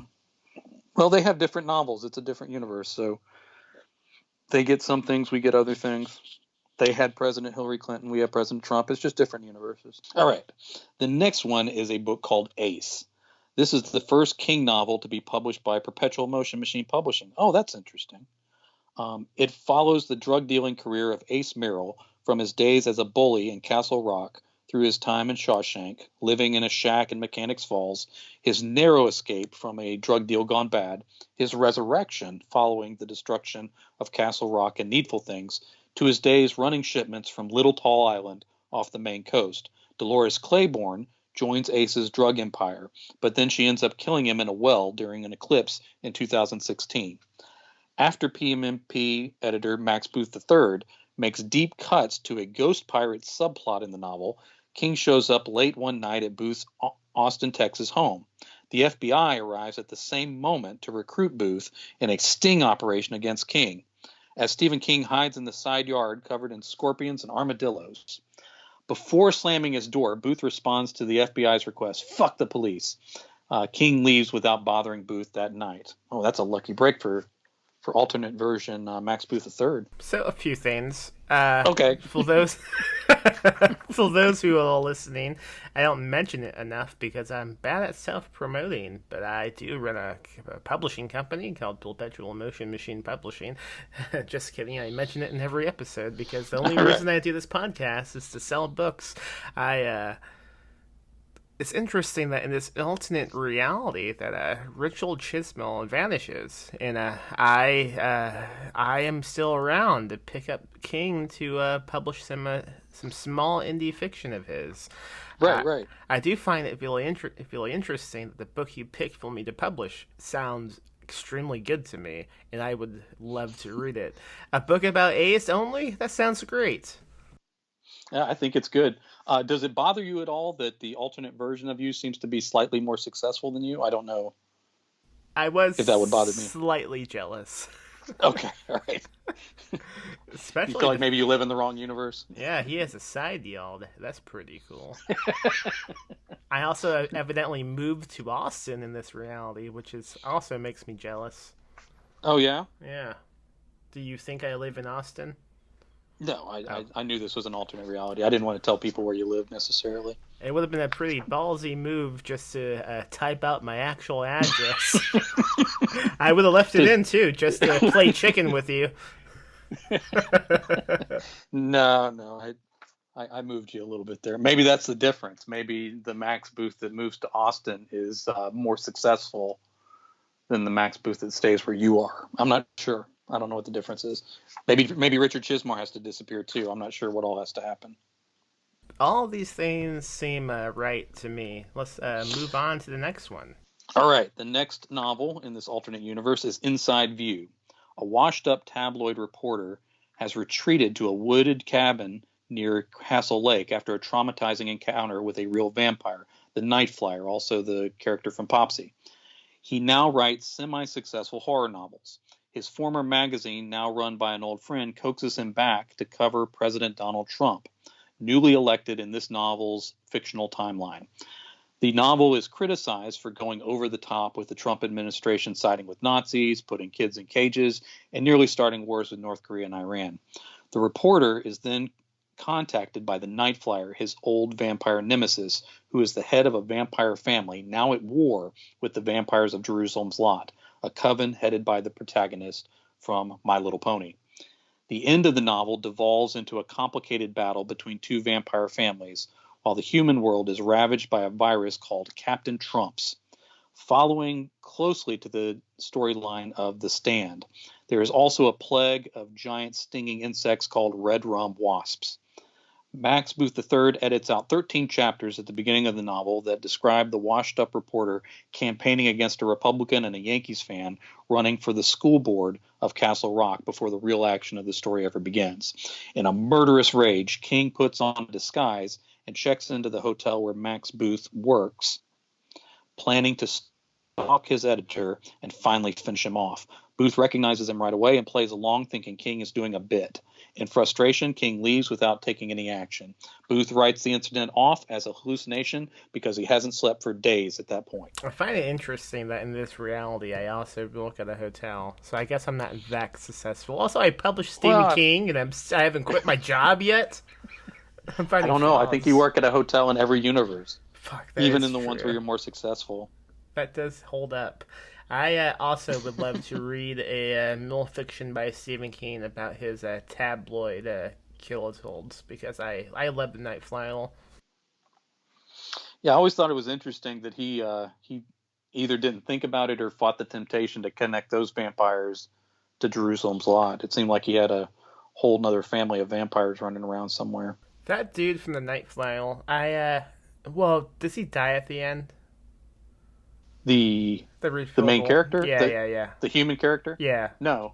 He lives? He lives on after that. Okay. As far as the short story goes. I agree with you then. He should have popped up like in the Dark Tower series, like in the, what was it, the 5th book that we have, that priest from Salem's Lot? Yeah. Yeah, he could have been involved somehow. I don't know how. Maybe he could have decided to become like a Renfield. Who knows? Maybe. Yeah. Oh well. I cannot believe how long we've been talking already, and we will not done. Keep going. Okay, all right. Killing Your Darlings. King writes a novel about a successful novelist in Maine named Stephen King, who keeps killing his editors and burying them in a secluded field in Maine, where a mysterious dark tower made of black stone stands in the middle, unnoticed for centuries. Max Booth III suggests changing the character's name so it isn't so obvious that King is killing his editors and burying them in a field. This is the final straw. King takes Booth captive and drives him to a field in Maine over the course of 3 days. By the second day, they have negotiated another 5-book deal. King takes Booth to see the field anyway, and that's when the FBI swarms in, having tracked Booth for years in hopes of catching King in the act. The bodies of 37 editors and publishers are dug up, identified along with a number of minor league baseball players, critics, politicians, drifters, Stanley Kubrick, and Armand Rosamilia. King still claims all those bodies were transported there from other dimensions by the Dark Tower. It turns out the tower is just a poorly constructed prop made mostly of cardboard spray painted black. Good God. Wow. I guess he was killing all those editors. And Stanley Kubrick, who was not an editor. No. I wonder what his beef was with him. I don't know. I mean, he made some pretty good movies. He made Yeah. Eyes Wide Shut. Mm-hmm. Why would you kill anyone who made eyes wide shut? I don't know. Maybe I don't he know. didn't make Something... it in this universe. Maybe it was eyes tightly shut, open. Yeah, or he got killed before he had a chance to make it. Who knows? That's sad. Yeah, well, we don't live in that universe, so I don't like we this. should be all I right. don't like this universe. I don't like the fact the FBI was watching me this whole time. Yeah, you got mixed up in some stuff apparently. Yikes! I hope I can avoid that in this reality. It's a wonder you've avoided it this long, frankly. Well, I mean, come on. I'm not dead yet. Okay, we'll give it time. All right, last one. I, King, a memoir of writing, faith, and serial killing from the master of horror. King writes about his life as an outsider and describes in detail the circumstances of each of his dozens of novels and victims. There are long sections about babysitters cooking him eggs and pictures of his dog that Max Booth III edited out with impunity because King was safely behind bars. Bev Vincent, King's secret partner in crime, visits Booth, and afterward there are no more edits. After his first book in the new PMMP book deal with King, the rest of his novels are about writers going to prison after being falsely accused because of the Dark Tower and Randall Flagg planting bodies in a field. They are long books and sell quite well, of course. I would say that this is definitely a bizarro version of Max Booth because I would never edit out any content that involves eggs. I am a big egg fan, and that seemed wrong to me. So maybe he deserved to go missing. I don't know. No, you don't go missing. I don't think. I don't read it that way. Oh, okay. I was gonna say Maybe how Bill Vincent just shows up and gives a warning. That's kind of how I read that. like he breaks my legs. Maybe just a verbal warning. Yeah, I'm not sure. that makes sense. He has threatened me in the past, and Oh, in the real universe? yeah. So maybe in every universe, they look at a hotel now. So Bev Vincent threatens to break my legs. Wow, he seems like such a calm guy. No, he approached me in a public bathroom with a baseball bat. Yeah. Weird. Yeah, it was. I don't want to get into it now. I signed. Okay. I signed an NDA.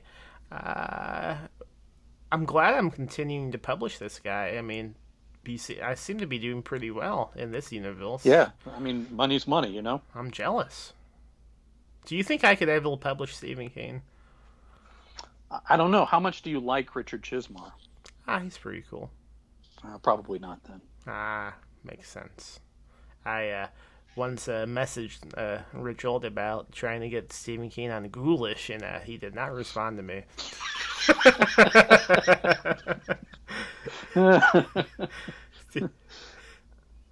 Which seems maybe okay. the email got lost. It didn't. It was a message, and it said he read it. Maybe you get automatically sent to his spam folder now. I'm not sure. If I include the old Stephen King, yeah, maybe. The idea I have is to get Stephen King on Ghoulish, and the whole episode I have it mapped out.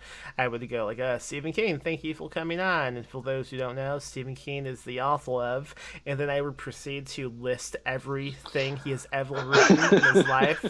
And then Stephen King would say, thanks for having me on. And I would go, well, unfortunately, we have run out of time. And that would be the whole episode. You don't have the balls. I don't know if I do or not. That's the great test that I want to put myself through. I feel like it would be funny, but I don't know if I would freeze up in the moment. I probably would. He'd probably hang up halfway through. Well, I don't even need him to listen to it. I just need him to send me audio of saying, thanks for having me. Because I could easily find him saying that on YouTube and just clip that audio into the podcast, but it's not as funny as having him actually send me the audio. You might get sued too. I don't know if you could. Can you? I guess if it's satire, maybe. I don't know if there's anything. I don't know if there's anything funny about it though. I think it's pretty funny. So before we go, you need to throw Odd Thomas in too as you're reading through all his books. Oh, I definitely planned on it. That was even something I mentioned to Richard Chismell, despite the fact that I don't think he knows about that joke. So maybe I even confused him, Mill.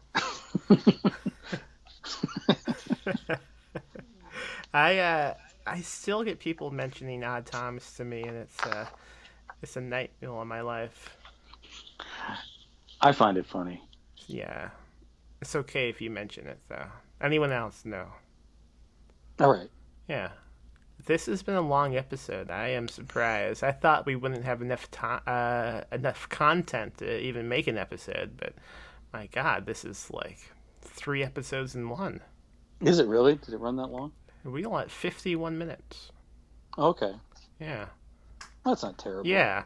The one book I always wish that Stephen King had finished writing was The House on Value Street, which was his book about the whole Patty Hill kidnapping incident. But, Right. He abandoned that to write The Stand. I wish he would go back to it. I didn't think to include that one. That would have been good.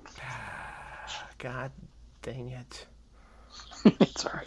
It's okay. What do you have to promote? Oh, I have a new time travel series out called Time Travel Academy. It's for middle grades readers, and there's 3 books out in that one now. So anybody of any age can pick those up and enjoy them, I think. Cool. Do we get multiple realities in these? There's moments where they change history and have to change it back. So there's some of that. Now, these are kids' books, so I assume they'll going back and stopping the assassination of JFK. They go back to when Lincoln's assassinated, so that's actually in one of the stories. So they're back there during that day. It's done kind of mild because, of course, it's for middle school students, but the history's in there and stuff. That's cool. I recommend folks buying those. How can people find you online? You can go to jwilburn.com and find me there, or you can go on Amazon and just look up Jay Wilburn and Time Travel Academy and find those books, or really any other books I've written. Cool. Well, thanks for coming on, Jay. This has been fun. I once again apologize for standing you up so long today. I was asleep.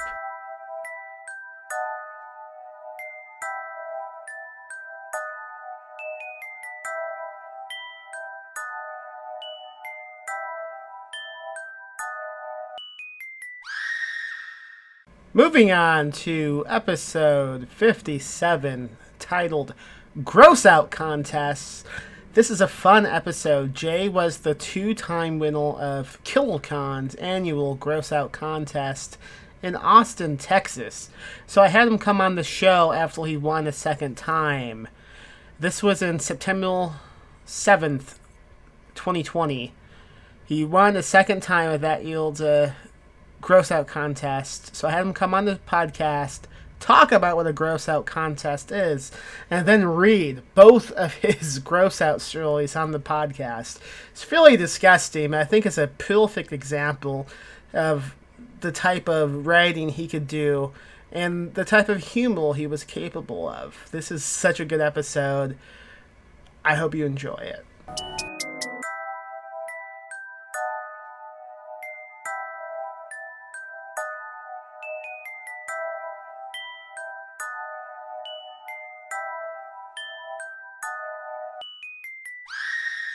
So today we're going to talk about gross out contests. So for anyone listening who has no idea what that means, can you explain it?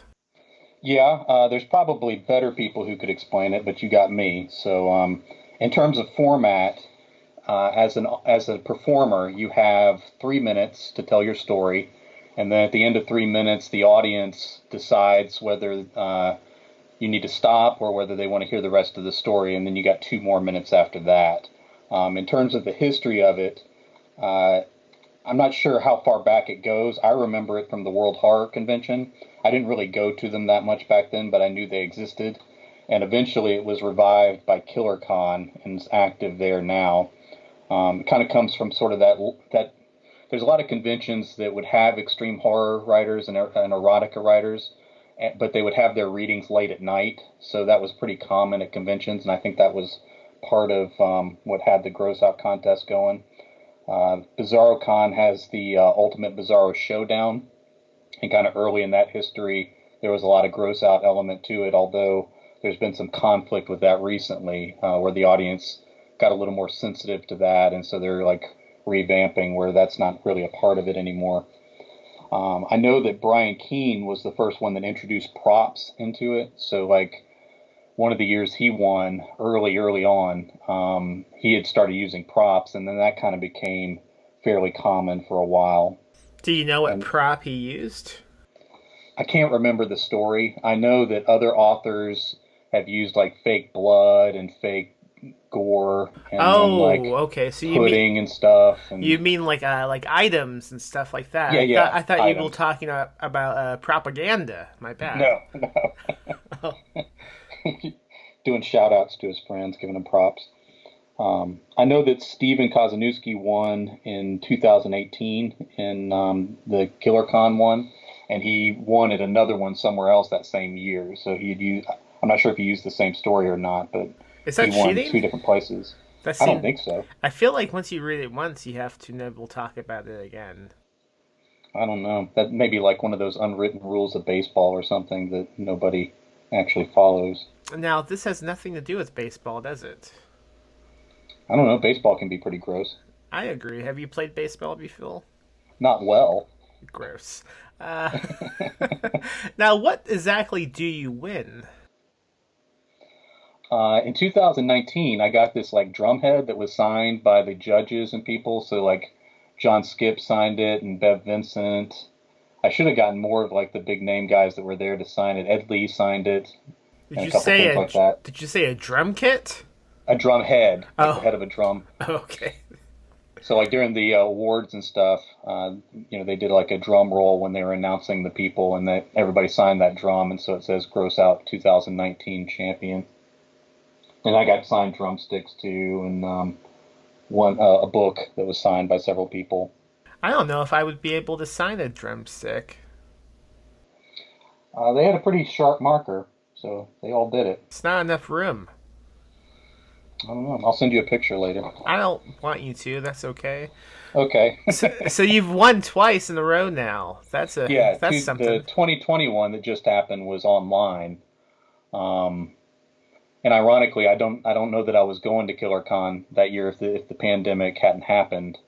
I was like looking at conventions, and it was right on top of a couple of others, so I was debating whether to even go or not. But once it was online, I was able to join back in again. So we all just kind of were in that Zoom meeting for the KillerCon convention, and then I won the Gross Out contest again this year. Now, I did not watch the Gross Out contest online this year because I had better things to do, and I thought, why would I want to do that? And I didn't, and I'm glad I didn't because I had things to do, Jay. But you won, and that's awesome. Now, did you watch the closing ceremonies? No, I didn't. I didn't get that on Sunday. So you have no idea what was said about you? No. So it's kind of funny because Wrath, James White, who did the closing ceremonies, he was he was saying his congratulations about everybody who won the Splatterpunk Awards, and then he said, "Oh yeah, before I forget, congratulations to Max Booth III for winning the Gross Out contest twice in a row." Did he really say that? He did. Oh man. And everybody in the chat was trying to correct him, but he was not reading, so he never corrected himself. So. Well, that pretty much sums up my career right there. He said it twice. That's the whole thing. Oh, well, I did use your name in the story, so it probably stuck in his head. Maybe I Maybe don't know. He thinks I'm Max Booth III, like he doesn't actually realize we're two different people or something. That would be interesting, and I don't want to explore that concept any further because I don't want to change my pants right now. So I have no idea what you read on the second Gross Out contest. I'm gonna find out because you, for some reason, agreed to come on Ghoulish and read both of your Gross Out contest entries to the audience. That is correct. Now, how do we want to do this? Am I gonna stop you at 3 minutes? No. just let me finish. I've earned my time now. Okay. Now, should I let you go uninterrupted? Like I shouldn't ask you questions as you read this? I guess you can do whatever you want. It's your show. they're not long stories, so I think it would I be can I good. can get through the whole thing. I think it would be good just to let you go. I'm gonna mute my mic. So go ahead and read the one you read in 2019. Okay. Okay.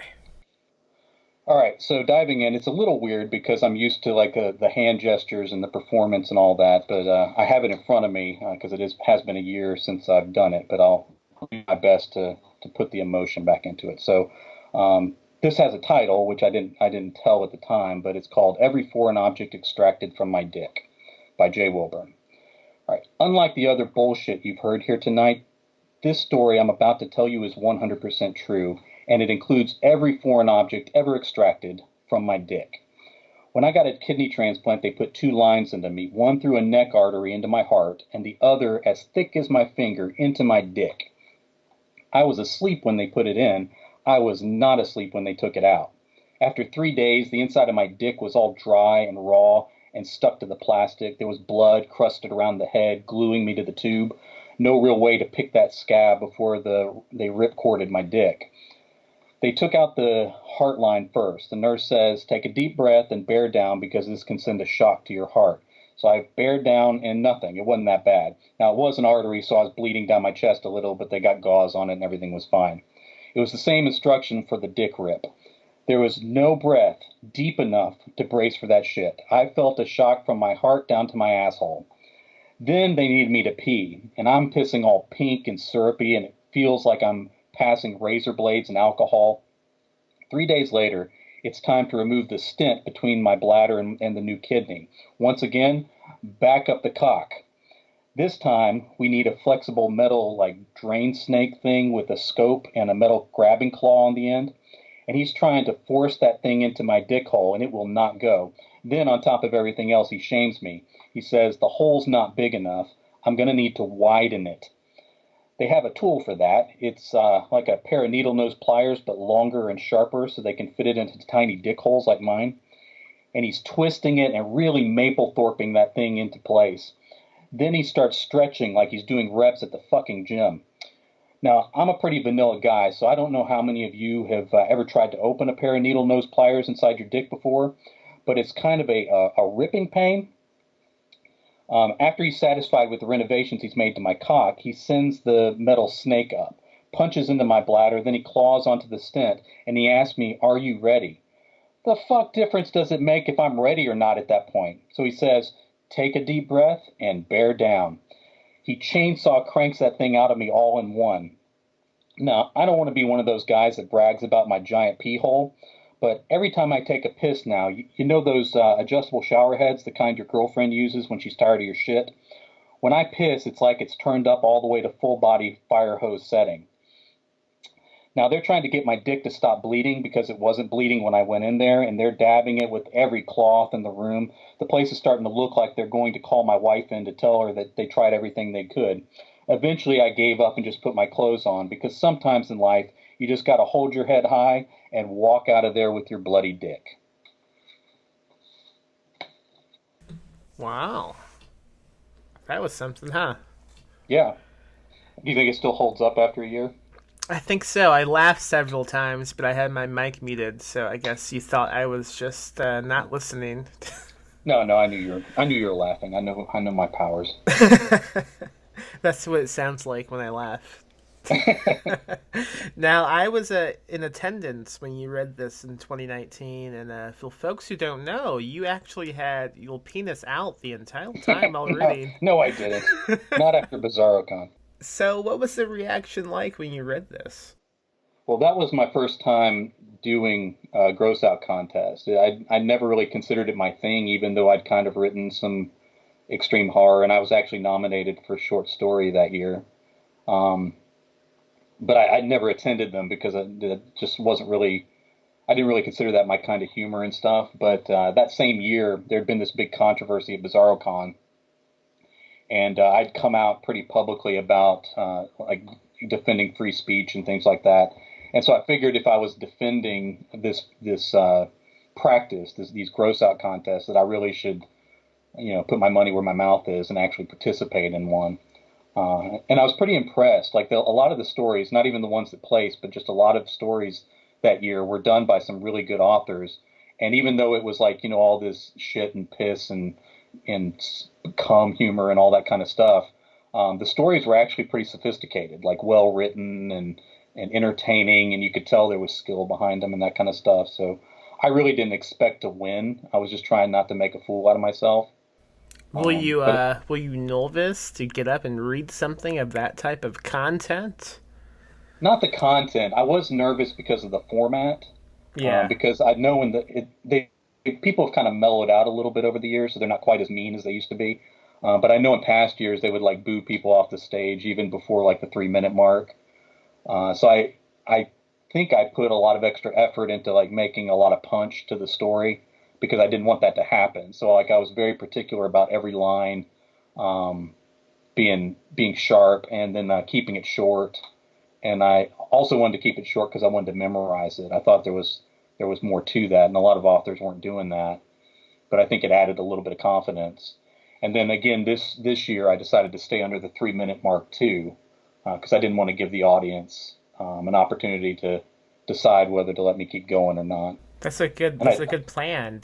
Yeah, and I think there's a lot of power behind that too. It makes it easier to memorize for one thing, but I think the gross out contests are like closer to like stand-up comedy than they are really to a reading. Agreed. Yeah. And so I also think there's more power, even though like the gross has to be in there, obviously. I think there's more power in the humor than there is in the gross, because the problem with writing an extreme horror story with that audience, and it's the same problem with the gross out contest as it is with the actual writing, is that audience is pretty braced for the gross stuff. Like they're expecting it, they've heard it all. There's only so many ways you can go. There's blood and gore. There's shit stories. There's dead bodies. There's things that you can do, but there's only so many categories, and so you can still shock people, but you're probably not going to surprise them very much. But and especially when they're braced for it, like they came there wanting that, so it's going to be hard to get to the audience that wants it. But like I don't think anybody can brace against humor. So like a person goes to a comedy show, they want to laugh. So it's not like they're daring you to gross them out or whatever. So even when you're braced for comedy, you'll still laugh out loud when you hear it. So I think even though you need to really have some punch in there for a couple gross things, I think it's really a focus on the comedy more than the gross, I think. I think if I got booed off a stage, I would cry. Even now? Yeah. What do you mean even now? Well, I mean you've done a lot of performances, and you do some kind of experimental out there kind of things. Yeah, if they booed with some me, of the things you've done. If they booed me, I would cry. Oh, okay. I've bombed a few times. Well, I thought that reading didn't land like I wanted to. Well, I made a joke once that I think is still pretty good, but the audience was really confused. I was doing like an opening monologue about movie reboots and how it wasn't such a bad thing to remake a movie, and I went into this long explanation about how I thought it would be great to reboot the Zapruder film. Oh God! And they just looked at me. Lots of crickets. Someone whispered to someone else, "What's the Zapruder film?" So it just wasn't the right audience. But I still stand by that idea. It's about time, don't you think, Jay? No, I think the president always deserves our respect. That's what I think. I'm just talking about a movie. I don't know what you're talking about. Yeah, sure you are. I do love practical effects too. So. No CGI. Anyway, so for folks who don't know, I mean, that story you read is all based on facts, correct? Yes. Everything in it is true. Obviously, I embellished like some of the description a little bit, but there's no actual physical act that did not occur essentially the way it was said. So yeah, it was a true story. Now, going into the second one, again, I don't know what the content is at all. Is this also a true event? I tell it like it's true, but the only thing that's true about it is that I have seen you naked before. Do you want to get into what you mean by that? Oh, we could just let it hang. Well, I flew all the way to Texas to see Max naked. I didn't know at the time that's what I was doing. but we were going to Worldcon, and your significant other picked me up and drove me to your house, and she had this big glittery poster because I'd made a joke about wanting to have a big poster to be able to find her in the airport. So we get to your house, and I just walk into your bedroom with the poster like I'm welcoming you to your own house. And it turns out you'd had a night shift, so you were sound asleep, and then you woke up and kind of gave this startled cry that scared me too. But then you were also naked, which was kind of secondary at that point, and I got out of the room. Last time I ever slept nude. Is it really? I hate Yeah. that I messed that up for you. You traumatized me. Okay, let's get into the second reading. All right. The next one, again, I didn't say the title, but it's Meant to Be Divided by J. Wilburn. All right. When Max Booth III and I first met, he tried to get me to join a cult. We were both dating the same stripper at the time, and she invited us to an unmasking ceremony at the Holy Church of the Divide. We get there, and everyone is naked, and the guy kneeling in the middle is holding a knife. Now, I should have known something was up because Max was naked when he drove us there, but he's always pulling crazy shit like that. The ceremony begins with the guy in the middle lifting his balls and tracing the knife along his taint like he's unzipping himself to the red meat. What the hell, I say. Max says, "Shh, be cool, we're guests here." The dude slices through his scrotum, purple testicles fall free, dangling from lumpy yellow cords. Then he starts up his dick. "Oh, God, what's happening?" I say.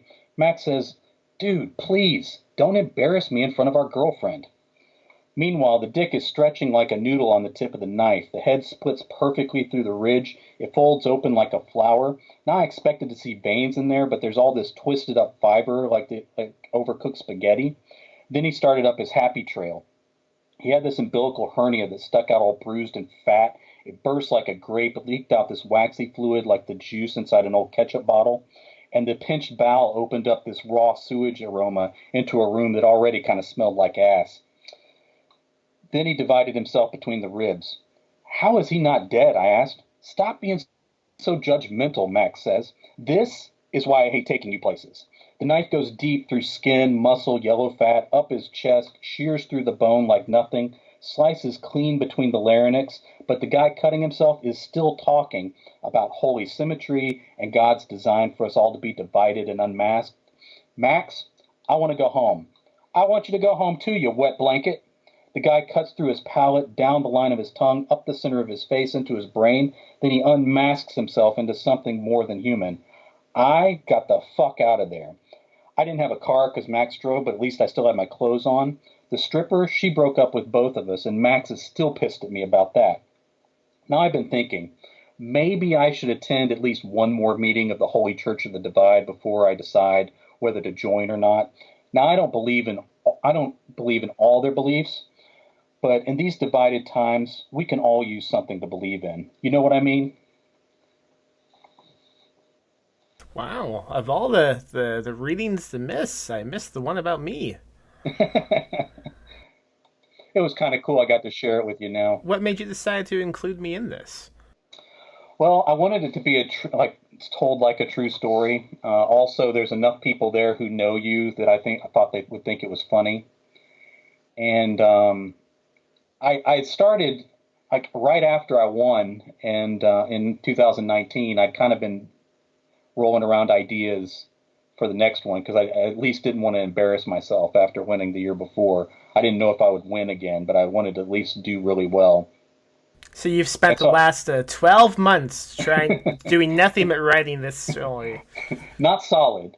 The first version I did of it was told like a true story, but it wasn't really funny. It was just told like I'd walked in on this horrible scene or whatever. And then I was kind of trying to figure out how to change it around, and I realized I kind of needed a foil, like another person who would act like this was normal, and then I'm the one freaking out.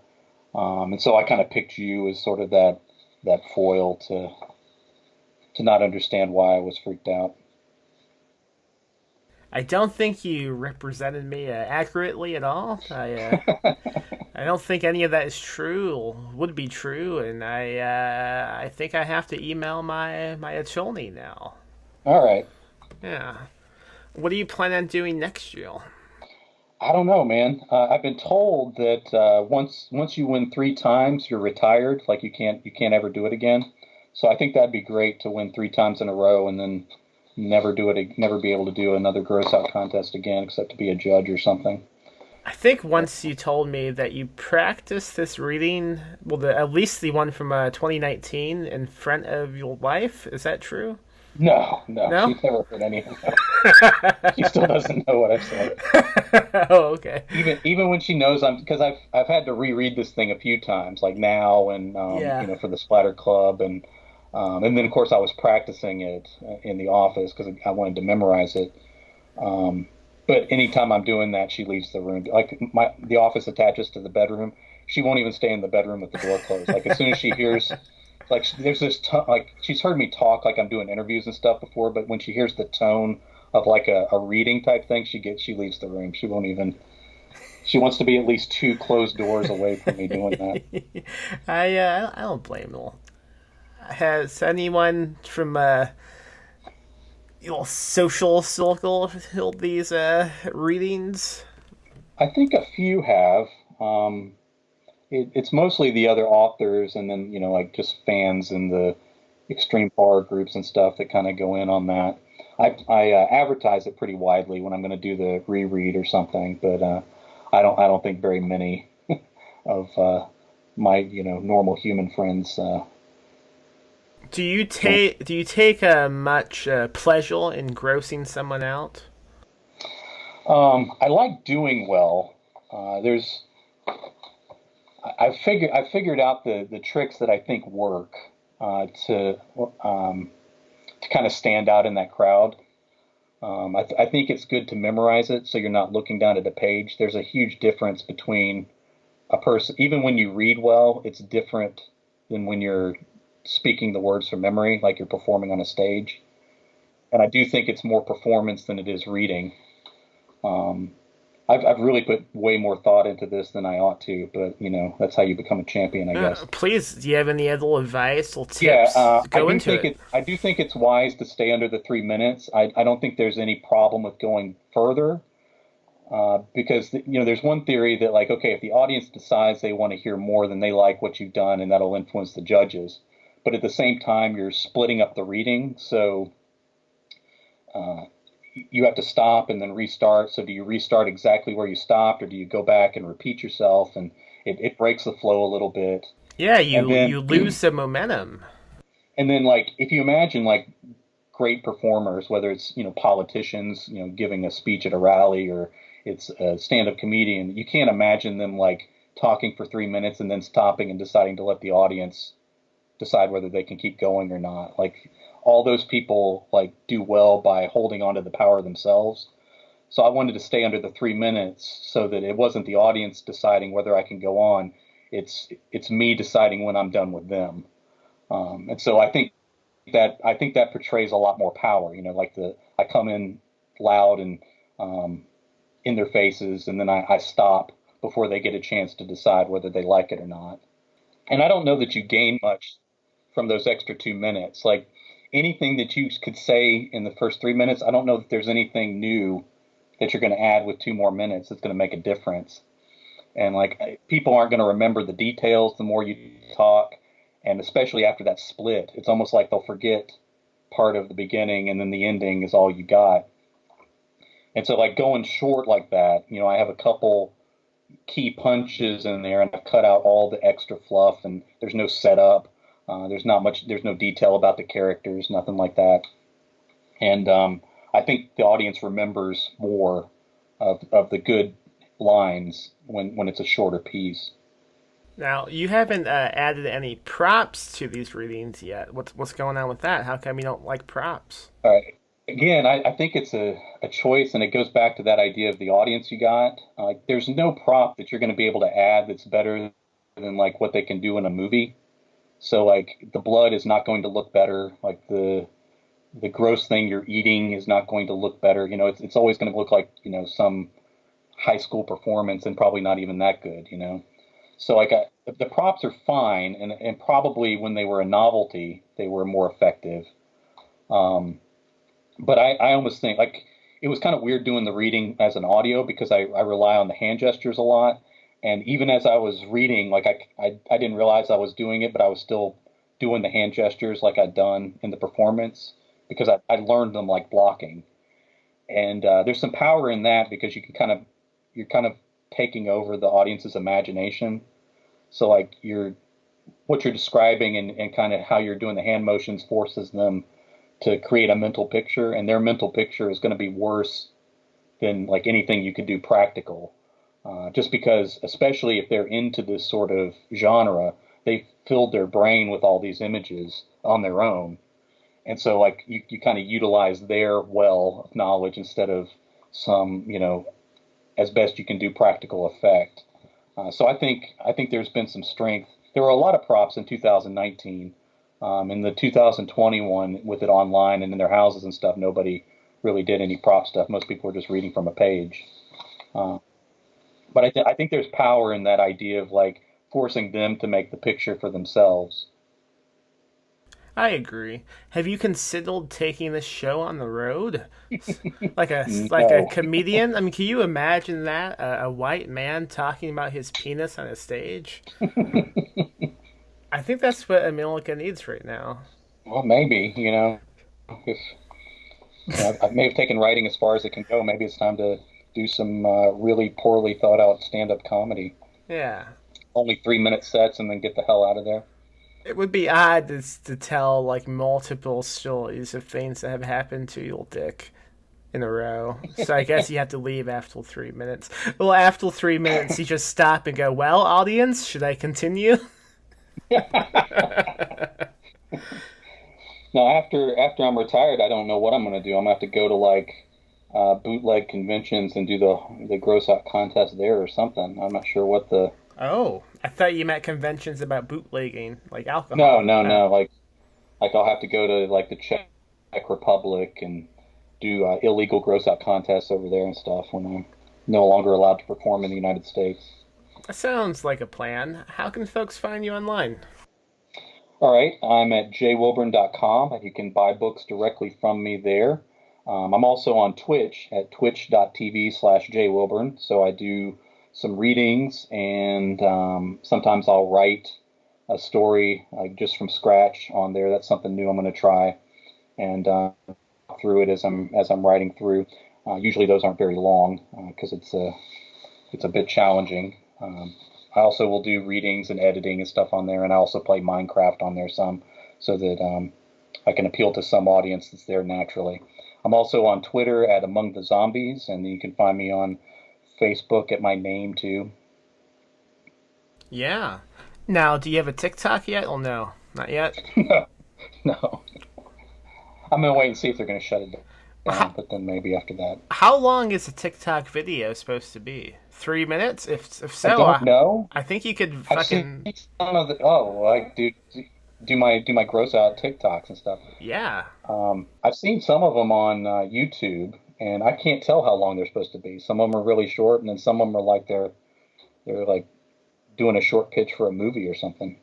I'm not positive how to access TikTok. Is it a website? Is it an app? I don't know. I've just seen the compilation videos on YouTube. Some I haven't. Are you getting a fax?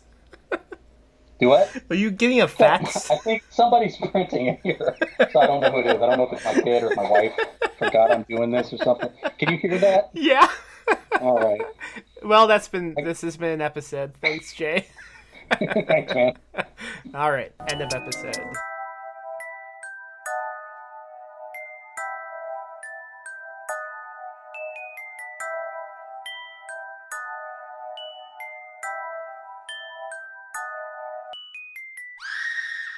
Next, we go to episode 116, recorded on October 19th of 2021. This episode is called Rat Man, and we did this episode to promote one of his books called Curse of the Rat Man. So he came on, we talked about Rat Man, we talked about live streaming on Twitch, adapting the new generations, and the dying slang from our youth. I recall this episode being a blast, a really good conversation. I remember laughing quite a bit, and I hope you do too, as we talk about Ratman. Enjoy.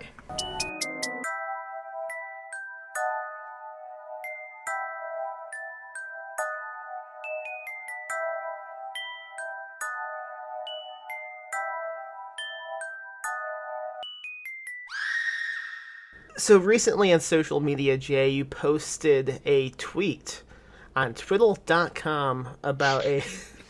What's so funny about that? About very formal. I forgot the full name of Twitter is what it came down to. It's thetwiddle.com. Right. You posted... I've been on a first name basis with it for a while. What do you call it? Twitter. Oh, interesting. You posted about a book called Rat. Well, it's not called Ratman. It has a Mongol name. I don't Curse know. of the Ratman. Curse of the Ratman. Thank you. You posted about it. The book's coming out soon. I think maybe this week. Mm-hmm. And I found that fascinating because I recently watched a screenel of an upcoming movie through shuttle.com of the new VHS movie, VHS 90 Full. Now, the Right. VHS movie is, for those who don't know, is a series of found footage movies. It's an anthology series. And in this upcoming movie, I don't even know if I'm allowed to say this, but I'm gonna anyway. There's a section about a rat man, and it's a really good segment of the movie. The best segment, I think. And I found that just like a neat, maybe a creepy, a spooky coincidence. So I had to get you to come on because I've never heard anything about rat men before, but evidently this is just a thing people know about, rat men. I don't think it's related. So it's not like a cryptid thing, where everybody knows about Bigfoot or whatever. I think it's just coincidence. Before we go on, how did you get to see the VHS thing early? Oh, I am really famous, and sometimes companies send me movies before they come out. Nicely done. Thank you. Your life has been totally worth it. I'm gonna just now that you've reached this point. Shuttle.com sends me movies every week, and I've never clicked on any of them, but I clicked on this one because I did want to see it.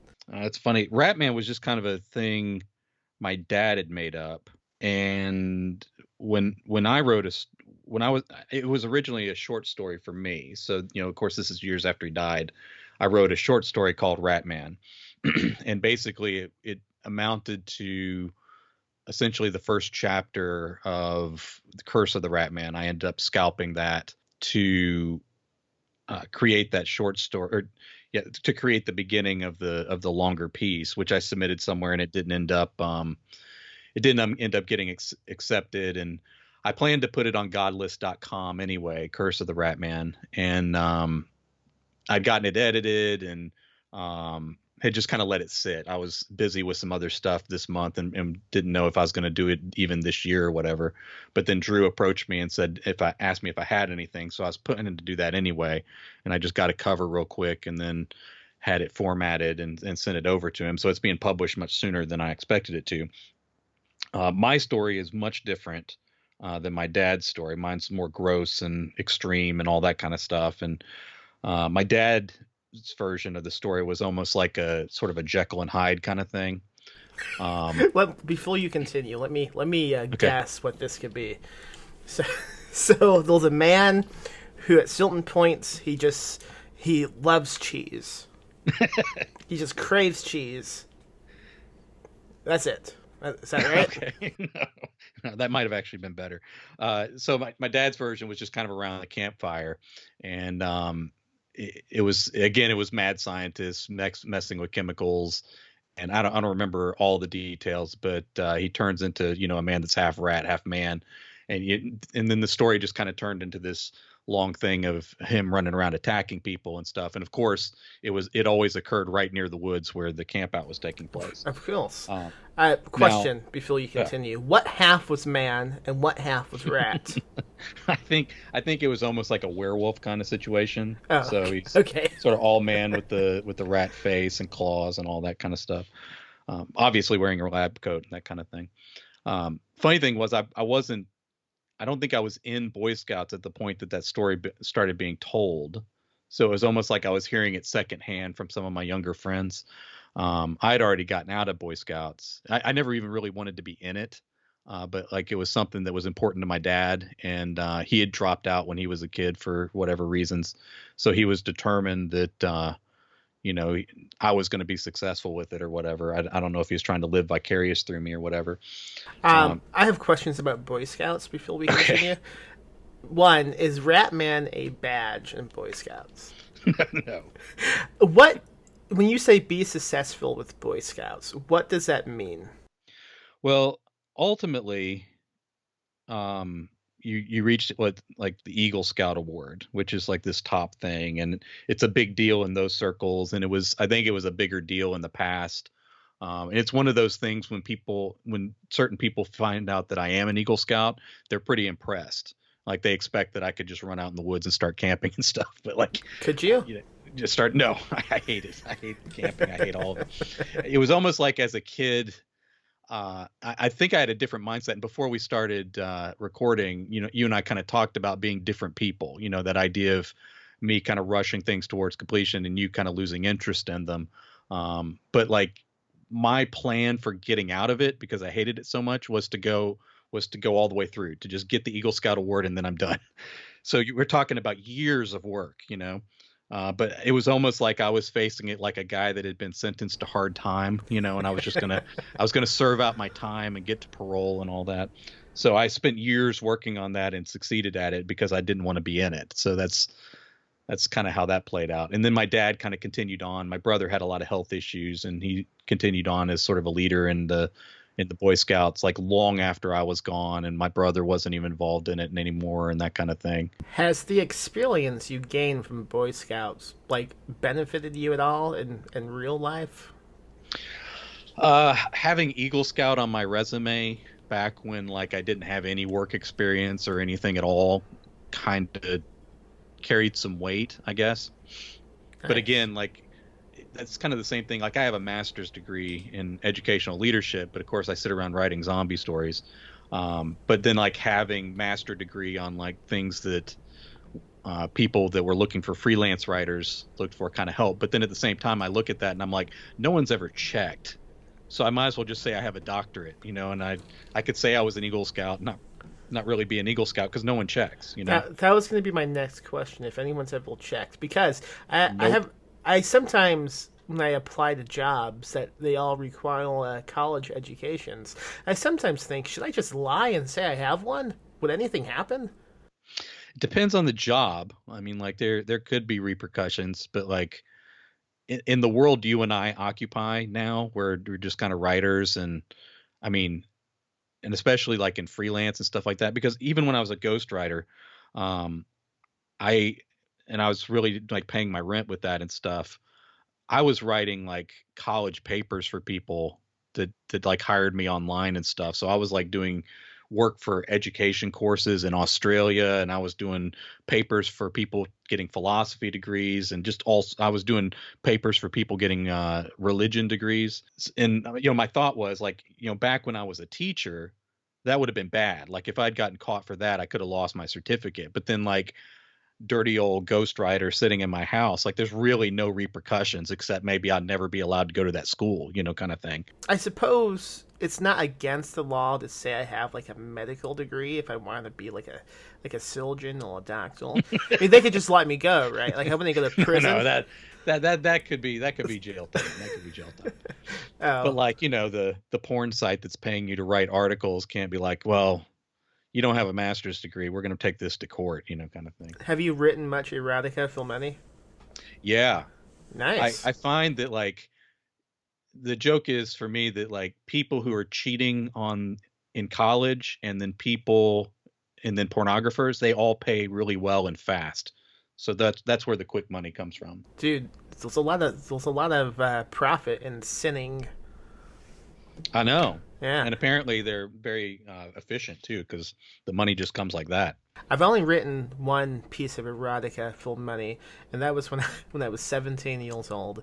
I was on Facebook and I saw an ad from a independent filmmaker who made a post-apocalyptic erotic horror movie, and to promote it, they wanted to pay people to write like short stories that exist in the universe of this movie that would be erotic and post-apocalyptic, and they were paying $200 a story.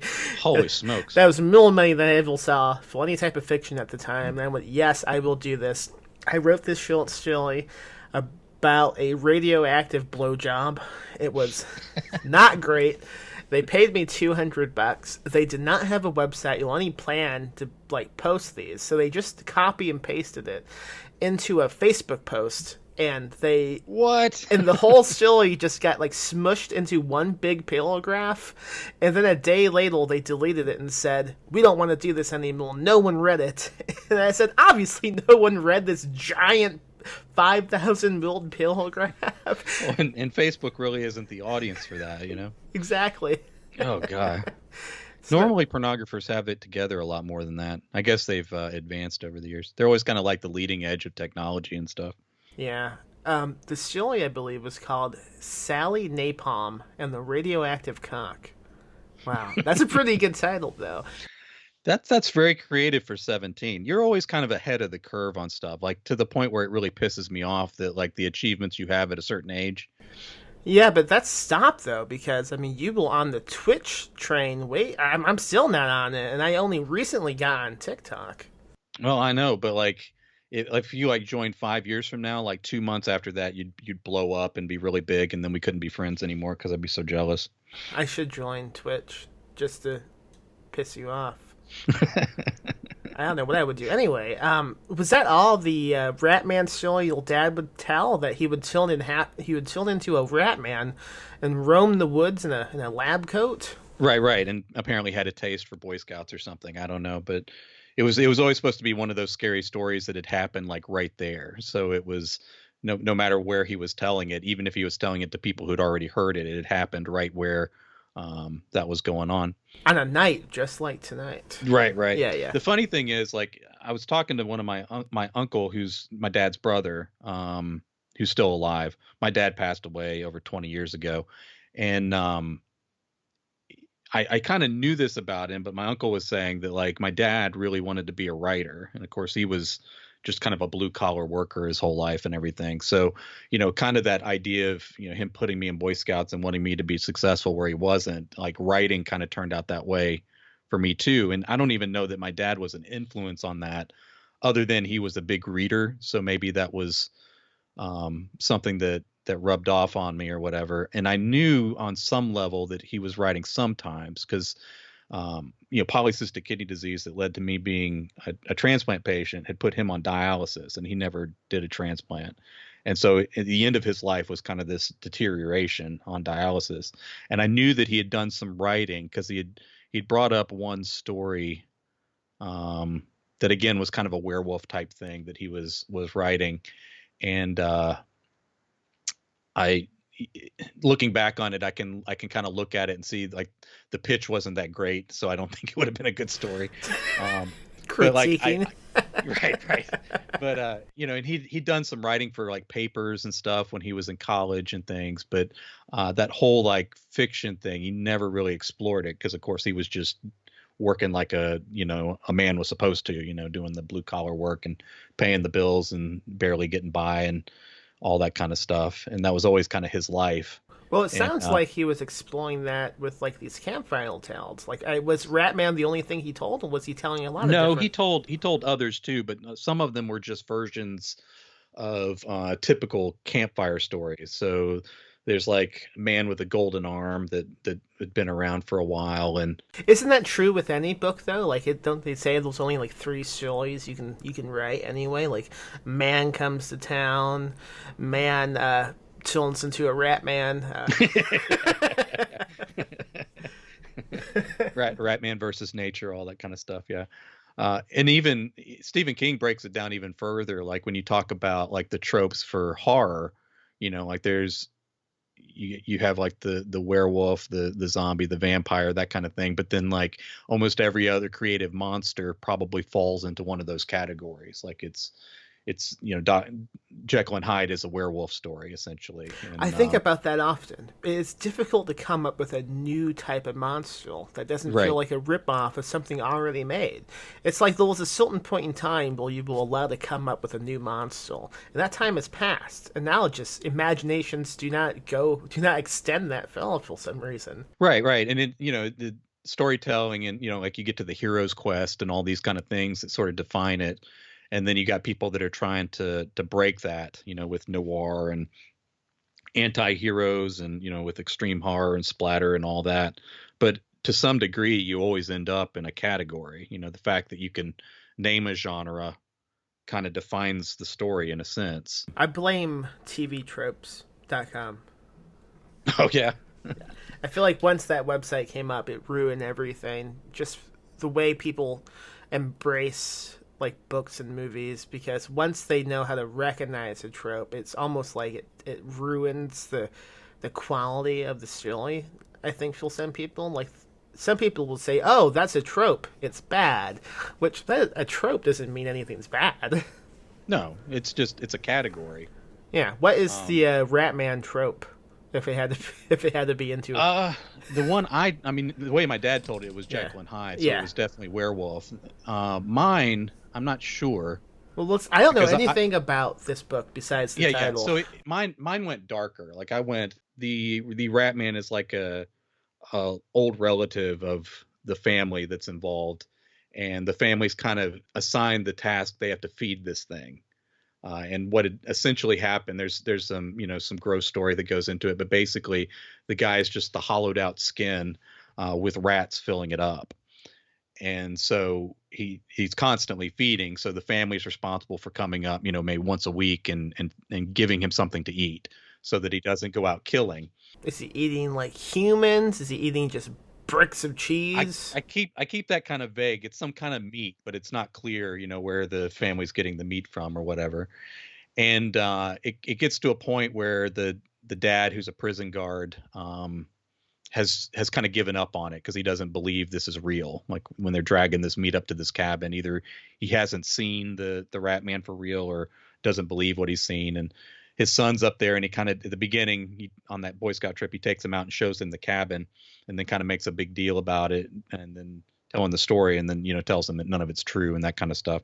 Then the Rat-Man kind of starts following him back home to kill them, and as he's going along, he's continuing to feed, but more and more animals are crawling into his skin and making him bigger, so he becomes this like big kaiju thing that gets to town right around the time there's a hurricane. So there's the dad's in the prison, and the monster's kind of chasing both of them, and it turns into like a prison riot in one place, and then the kids trying to escape in a junkyard they play in another part. So whoa, this sounds intense. How long is this? It's a novella. This sounds like an epic novel. That's what today's youth say. I'm not good at it all the time, but I try my best to cut out the boring parts on this one. So it's. Did you have a lot of cutting out the billing parts involved in this book, or was it pretty No, straightforward? I wrote it pretty lean, which isn't really my style, and I think you know this from editing me in the past. But I do. You have you have a good philosophy about cutting from the beginning, so you keep cutting away paragraphs until you get to the paragraph you can't cut anymore. That's a really solid way to make a story lean, and I'm bad about that. Like I do a bunch of shit at the beginning that doesn't belong there, and then I have trouble cutting it away. And I still do that, and especially when I'm writing on stream, where I can't really pause and take long moments to decide if a paragraph doesn't belong or not. I'm pretty bad about like winding my way into the story, which is what you've warned a lot of people about. Like that's the biggest problem you see in a lot of stories that you edit. And then a lot of times I'll go back and cut some of that stuff later, but it's always kind of a tendency of me to kind of explore my way into the story, and then you almost get to like where the fourth or fifth paragraph is where shit actually matters. So for those who don't know, because we were talking about streaming before the episode began, you mentioned you were writing stories while streaming on Twitch. You do these live streams as you write. I assume later on you go back and edit those off camera? Typically, the my process is I do 3 stories in a stream, and then like sometimes a fourth thing where I'm looking at an article or something. But I write a story from scratch, so all I have is the title and maybe a post-it with like some names or something that I wrote down. I edit the story from the previous day, and then I read a story that's finished, that's kind of been edited all the way through. So when I write something from scratch on stream, I just start from the beginning, keep working till I'm finished. Then the first edit is on stream as well. So I'll come back and look at it for the very first time on stream. Sometimes I'm just correcting spelling and stuff, and other times I'm adding or taking away things that don't make sense. And then I'll do an edit off stream, and that's usually where it all kind of comes together. You And love doing these like big challenges for some reason. Have you considered also recording a podcast while doing these streams?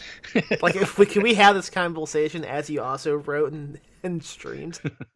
It wouldn't be much different because of course people can come on Oh yeah, chat and talk to me all the time. So I'm all the time like answering questions and things when people come on. So I'll take breaks and do that as I'm writing. It's always strange because it's one of those things where like when I first did it, I'm like, there's no reason anybody would like this, but apparently they do. Like people are fascinated by it. And I guess, a story's a story. People like hearing stories, even if I guess I'm telling them very slowly as I'm typing them. well, I think it's pretty. I mean, I'm thinking like when I was a kid, I would have probably loved like watching these, like to see someone write, like to see the process of someone writing. Even now, I would pay money to like sit in the same room as someone like Stephen King and just watch him write a book. That would be fascinating, I think. Well, I knew something about that a while back, but like someone had brought it up recently on a stream, was the fact that Harlan Ellison had done something similar like in the 70s and was doing it pretty regularly. Right up to, I think, almost the 2000s, where he would go to like a bookstore and just have a typewriter and just sit down and type in like the store window. Like he would get the bookstore to go with it or whatever. And of course, he'd have his own books there that people could buy. But he would just type a story and would like get the crowd to tell him a title, and people would come up and just watch over his shoulder, or they would like ask him questions. And there was even times where people were sort of like, I don't know if combative is the right word, but they were trying to like distract him and ask questions to keep him from, and then he would go right back to it. And his point was that, may not be a valid point, is that stories are over edited, and that like you could just put a first draft out and it's fine, which I agree to the point that like if you get somebody that's like editing like 6, 7, 8, 9, 10, 11, 12 times, especially with a new writer, sometimes they're just afraid to finish. And so you get to a point where you're not making the story better, you're just making it different. But I do think that like that idea of just sitting down and writing the first draft without fear is valid. But then you have to be willing to edit. And I think one of the big changes for stream for me was giving 2 edit passes to a story right at the beginning. And I've noticed that like doing that first edit pass on stream is good, but then that second one where I'm off stream, and I'm looking at the story for the third time, essentially, that's kind of where it all comes together. That's where like the themes that weren't really connected, I figure out how they go together. And, so that adding that extra edit in was a real big deal for me. Now, if I went to 4 and 5 edits, I'd probably still find like a couple typos that needed to be fixed, but the rate of improvement for myself would drop off exponentially. Now you hand that off to an editor and they go through it. Now you're getting a big return. Like when they come back with notes and stuff, especially if you get a good editor, then you're going to make substantial good changes to a story. Right. Do you? I mean, how big is the audience on these streams when you do these writing marathons? It varies pretty widely. At the beginning there's nobody, but typically I'll have 3 to 5 people the whole time. So I usually won't drop below that. Now it's not always the same people, but that's about where I am now. On a writing stream. I'm doing movies now, and that's kind of weird because not everybody wants to come in and watch a movie from the middle. But for the writing streams, that's pretty typical. Like I usually don't average less than 3 to 5. But then there's things called raids where someone who finishes their stream will hit a button, and all their people watching them will come over to your stream. And So I'll end up with, I've had 40 or 50 people for periods of time. I never maintained that the whole time, but Well, they just have hang out to for a while. they have to accept the fact that they're watching someone just write fiction. Right, right. Which again is people are surprisingly interested in.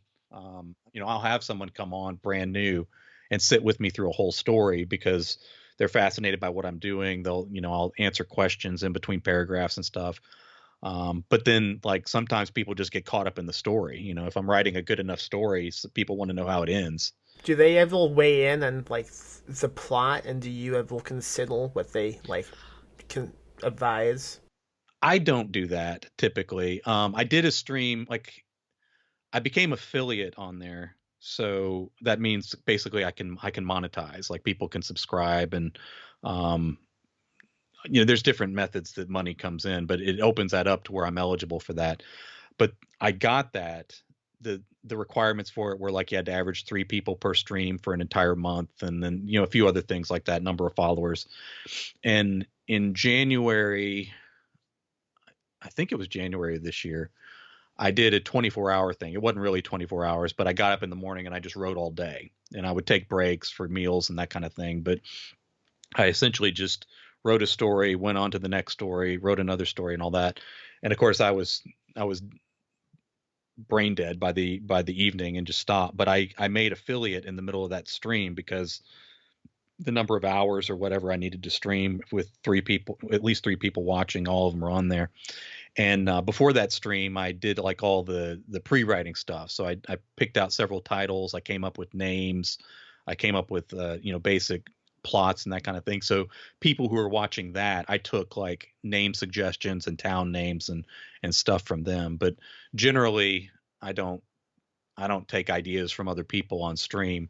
Um, I have seen some writing streams on there where people do that, and it is kind of interesting, and I've participated in that, where they're like looking for the right word or trying to come up with, should this character do that or this, and probably that's a better interaction. Like probably they're more plugged into what works on there than I am, just kind of writing my own story my own way. Sounds Um, terrible, to be honest. I can't imagine like asking someone else like, okay, what should happen next?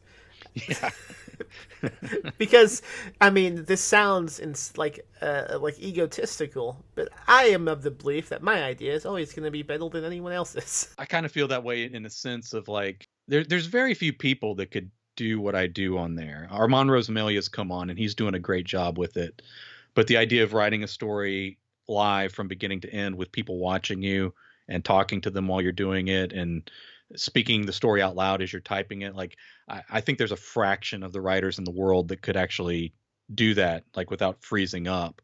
But then also, like, I think I'm a pretty good short story writer and I'm only getting better. So like if I'm creating a story on there, I kind of want it to be all my own, even if other people are interacting with me. Like at the end of this, like, this is my story. I started, it's my idea, and I go all the way through it. So you're kind of watching me do my thing. Like this is my performance of what I do well or whatever. Have you considered collecting all of these live stream stories into like one collection? I'm working on that now. Is the title going to be Live Scream? Not all of them are horror stories. My slogan on there is read, write, edit, play, repeat, and probably that's going to be incorporated into the title of the collection because I guess um, part of the funnel of the collection is getting people to watch me on Twitch as well. So like the unique thing about doing that is, of course, with each of the stories that I re-edit to put into that collection just for print or ebook, I also have videos of each of those stories. So, having QR codes or links in or that kind of thing where people can actually see the story being created. So yeah, I'm working on something like that that'll probably come out at the beginning of next year. Uh, but I think that's something unique that not only would be like a gimmick that would get people to buy a book, but then people who buy the book may go on Twitch or the other areas that I make money from. Yeah, it'll be adding an audience from both the reading and the viewing aspect. How are you going to take advantage of places like TikTok now?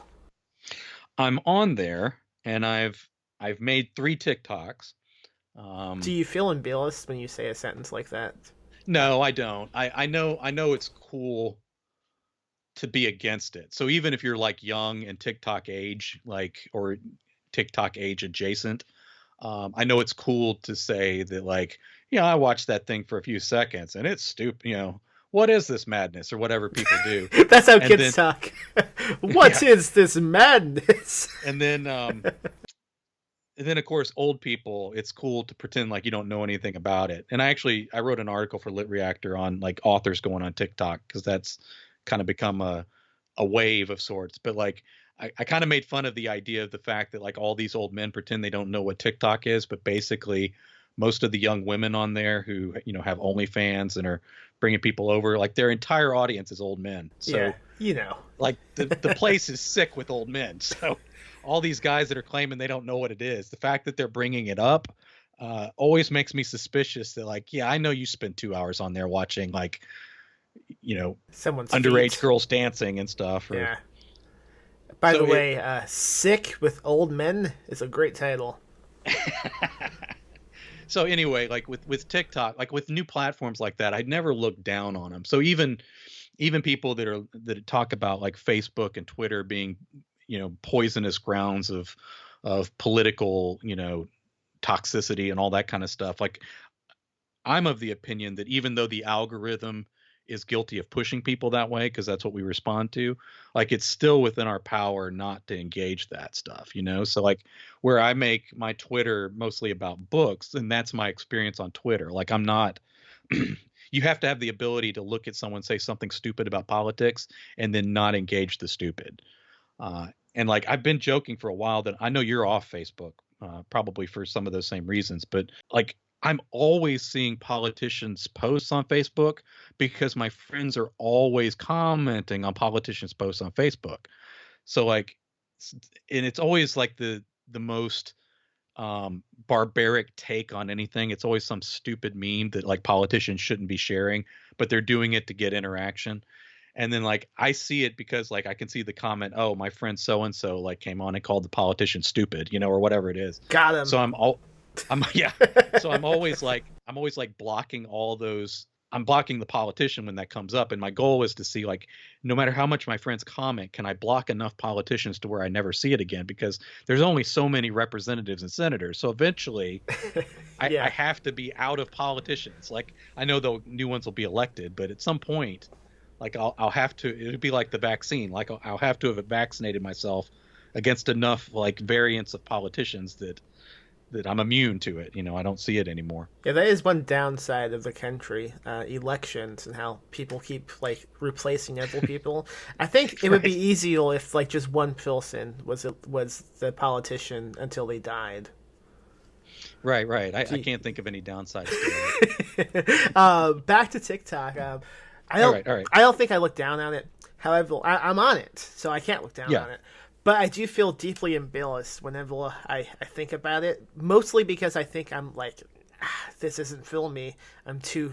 Right. I've aged out of something like this already. And there's no, like... I guess it's like an imposter type of syndrome when it comes to like new social medias. It's like I posted on Twitter yesterday how there's no way in hell I can ever say something slaps. Like I can't use that word. I feel like an idiot. Not because it's a stupid thing to say, just because it's not. It feels like it's so obvious. I'm trying to adapt to a younger generation, and I can't do it. I'm out of it. My cousins, like their children are kind of the college age, and now they're aging out of college. But essentially, like there's a lot of conservative and liberal spread out through that wing of the family and stuff. And so there was always like some kind of discussion that like several members of my family and extended family would get into. But one of the things that we would do that would bother, the next generation down that were at that time probably late high school and then getting into college, was to use like slang from their generation. So stuff I'd picked up from, Vine or YouTube or TikTok, I would just throw it into conversation, and I would use it correctly. Like I would use it the way it's supposed to be used, but of course out of my mouth it just sounded ridiculous.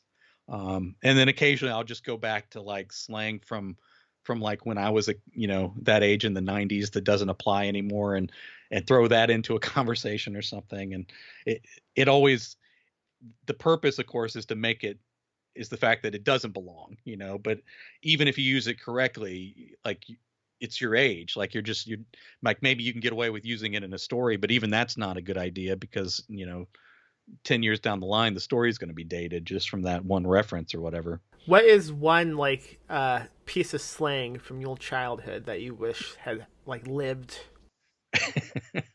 I like "oh snap." Oh snap! Yeah, so that was real big in the 90s, and I know people still use it occasionally. I say it, but it is outdated. Like it's like groovy. It's kind of one of those things where like cool stays cool, but groovy is dated. I think "oh snap" is the same way, and like I would use it that way on purpose. Like when someone got a good burn off, I would just say "oh snap" instead, and like the fact that it was anachronistic made it funnier too. I miss saying, I still say it, but no one else does. Cool beans. I like that. I also that was pretty old. I also like saying, I used to. I mean, this is from my childhood as a young boy, Jay. People would always say when something was good, they would go, "Oh, that's bad." No one says that now. If you tried, it would be confusing. That's a pretty common thing in language, in linguistics, is the idea that like when something's used ironically, over time it flips. So like it's still used that way. People talk about being a bad bitch or whatever, and that's like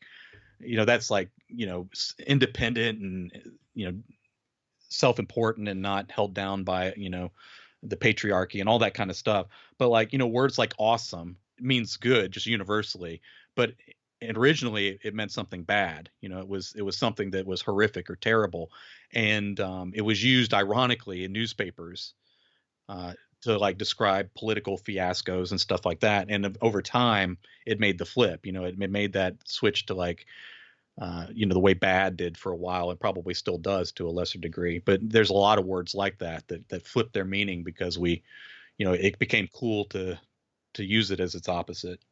Right. I mean, like, there was a point in time, well, if I said, "Man, that movie was bad," you would know I meant I loved it. But if I said, "Man, that movie was bad," you would go, "Damn, that sucks." Yeah. It is funny that I guess it was right around when Michael Jackson used it, that from there forward people understood what it meant when you said someone was bad, but that doesn't apply anymore. It kind of went out. What's Michael Jackson up to these days?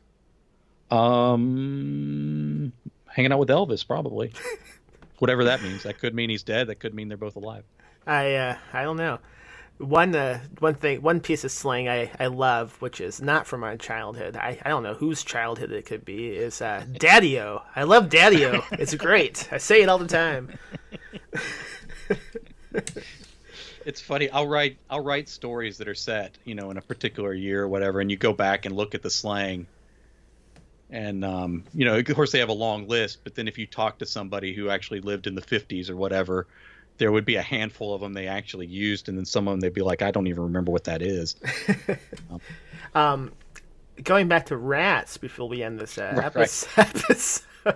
Rats was slang. You would go, "Oh, rats." Yeah. That's true. Have you ever had like a horrific encounter with rodents, specifically rats? Like, what's your history with rats? We did. My wife used to work as a minister. She still does like fundraising and stuff for charities, and some of them are religious and that kind of thing. But she actually worked as a youth minister. And one church that we worked at down in Georgia came with a parsonage, which is like a house on the property. And they had a different house for like the actual pastor. So one of the perks for this like really low paying youth minister job was you got the house. And of course you paid for utilities, but it was there. But the thing was, it was in the parking lot. So like we had this weird address and stuff. And, anybody that came by the church when it was closed would knock on our door and that kind of thing, which always got weird. But one of the jobs, like it came with a bunch of crap jobs, and I always did the crap jobs because I didn't want my wife doing that. Like I didn't want her walking around the church at night locking up, and I didn't want her having to like climb up on the church sign and change it. So I always did all that stuff. But walking around the church at night, you would check and make sure that nothing was amiss or whatever. So like some of the Sunday school rooms open to the outside, and I one of them was unlocked and open, and I opened it up and turned on the light, and there's this giant rat like across the room, and I threw something at it, and it just kind of looked at me like it was amused by me, or like is that all you got, or are we doing this, or that kind of thing. And I just kind of ended up locking him in the room. And then under the parsonage, there was like a garage, like a raised garage kind of thing. So the garage kind of opened into like a basement area under the house, and there was a rat problem under there. Which of course, if there's a rat problem under there, the house has a rat problem. And like I remember going down there, like dealing with some stuff that I had stored down there, and I remember hearing one run across the ductwork, like the insulated ductwork, so it sounded like it was running across paper. And I was like, oh crap. And I found like rat droppings and some of the stuff, and I just threw it all out. Like everything that was in there that belonged to me, I threw it out, whatever it was. Like entire books, piles of books and all sorts of stuff. I didn't want any of it after the rats had been in it. But then, of course, they threw out poison, and all of them ended up dead, which of course is another problem, because then you got to get all the dead rats out. And they were very large. Like I don't understand what they were eating, because they weren't really getting up into the house. And back then we went out to eat all the time, so we didn't really have food in the house. We were irresponsible and young. But like these rats were enormous, and just like, throwing out their stiff, hard carcasses into a dumpster. I didn't realize how big rats could be until I went to Brooklyn back in June, and I saw one, and I thought it was a small dog, and I got closer, and no, it was a fucking rat. It was quite the experience. Growing up, I mostly had experiences with mice, which I guess are like small rats. Oh yeah, they're smaller. It's a different species, but they're almost always small. Well, basically the same thing, just not the same size. I mean, they have this. I don't know. Maybe that's racist or mice. Rats have some like certain abilities that mice don't. Yeah, they could turn into men. Them awful. Like rats bite harder. All of them carry disease. Yeah. Rats can like flatten themselves out and go through like really small spaces. It's almost like there's a form of monster, well, which of course is probably why they do that. I don't think to the same degree rats can. I may be mistaken, but I know rats can like flatten themselves out as they're squeezing through something. It's ridiculous. And rats are more intelligent. Like they, the more people study them, like the more diabolical they are, especially in the wild. Like there was actually a study. They were looking at rats in a major city. I don't remember which one, but they were like, working on like poisoning them and tagging some of them and trying to figure out where they were going. And of course, the longer they traced them, the more ridiculous it became under the city. Like, that they could travel for miles through tunnels and stuff. But they found that like the smarter rats would send the dumber rats out to like eat food first to figure out if it was poisoned. Yeah. And, or to see if there was any other danger, like traps or anything like that. So like there was always this like front wave of the stupid rats that got sent out, and the smarter ones waited to see if there was any. So over time, the rats just kept getting smarter and smarter and more resourceful and all that kind of stuff, which is why they get tested for things. They test rats for memory and all sorts of things because they do learn, and over time, they evolve through breeding to just be, even more diabolical, which is why I guess they make great horror. All through history, you throw rats into something, you're like, oh, this shit's about to get real. Here's all these rats pouring out of a door. I do not trust rats. Do you? You shouldn't. Yeah. No. How does someone become a rat man? Do you begin as a man, or do you begin as a rat? I don't know. In my case, you get filled up with them, and they eat out your insides, and then you become like this monster that can grow with your stretching skin. That's pretty cool. I hope that doesn't happen to you. I take precautions. I never go camping. I think that's the mistake. Like, people only become Ratmans when they go camping. When I was a kid growing up in Indiana, like I said, we had mice issues, not rats, but we all like lived in the living room of the house, and the house was right next to the woods. And I would sleep on the floor, and I would often wake up to just mice at my feet, and it was terrifying. But imagine if those were rats! Oh my god! Yeah, I don't like any of that stuff. And people who make pets of these kind of animals, like the kind of animals that normal people kill if they see them, Like I can't handle that. I can't people that keep rats as pets, or even people that have snakes and stuff. I know that's a semi-normal, unusual thing to have. Um, but I have no interest in that, you know. I've had snakes as a kid. I don't know why that was allowed. It shouldn't be allowed. Snakes are not pets. People treat them that way. Of course, I'm not a real fan of pets anyway. I had them growing up. I mean, part of it's health stuff. Like it just, you know, it's healthier for me not to have them around. Yeah. Now doctors will never say that. Like they'll never tell a pet owner that you should really, you know, you'll really live longer if you get rid of your pet because, you know, this particular condition you have or whatever. They can't ever say that, but why not? well, people don't want to get rid of their pets. I mean, and I wouldn't blame them. You know, if you love your dog, you wouldn't be like, or you love your cat, you wouldn't be like, you know, if I don't clean a litter box since I'm immunosuppressed, I'll be safer. But like, that's not a good argument for people who love cats to get rid of their cats, you know? Yeah. Oh, well. And I understand that, but you know, I was never big on pets anyway, so not having an excuse to not be around them. Way to make yourself completely unlikable at the end of the podcast. Everyone listening, this guy doesn't like pets. Yeah, I don't. No, I'm fine with other people's pets. I just don't, you know, I'm never going to love your pet as much as you love your pet is what it comes down to. Jay is anti-pet and interesting. How can folks find you online? Well, if you go to godless.com, you can find Curse of the Rat Man soon and a couple other things I have on there. You can go to jwilburn.com and find some other work of mine and even get signed copies. You can go to twitch.tv/jwilburn and watch me write live. And I'm a bunch of other places, but you can go on Amazon and buy books from me too.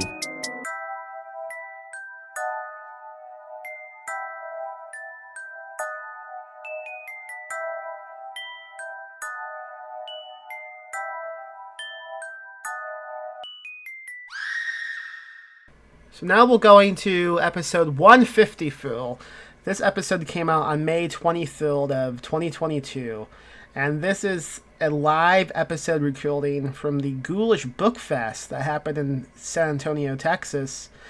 This episode was called DIY Hurl, and it featured not only Jay, but also Tom Dede, Eve Helms, and Cynthia Paleo. And also Brian Asman was the moderator. My mistake. And it's a fun episode where they talked about and being creative and DIY, Hill, and how to survive in the industry during these times of being a modern Hill creator. It was a lot of fun. I enjoyed listening to it. I wish I could have been on the panel with Jay, but I was not. Something that many people have said in the last day or two since the news of his passing was announced is that they got to meet Jay for the very first time at the Ghoulish Book Fest. And I don't know, I guess I feel a little bit honored that I was able to help make that happen for so many people to get to know who he was, because he was a great guy. And I've never heard anyone say a bad thing about him. I mean, anyone he crossed paths with, they were a fan of him, and he was a fan of them. The episode you're about to listen to, as I said, is a live recording from a convention. The audio isn't great. It's pretty low compared to the rest of this episode, so I apologize about that.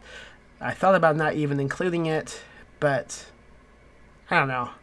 I think this might have been the last convention Jay attended. I could be wrong on that, but I don't think I am. So yeah, I wanted to keep this in the episode just to preserve his memory, I guess. Okay, let's listen to what Jay had to say about DIY Hill at the Ghoulish Book Fest.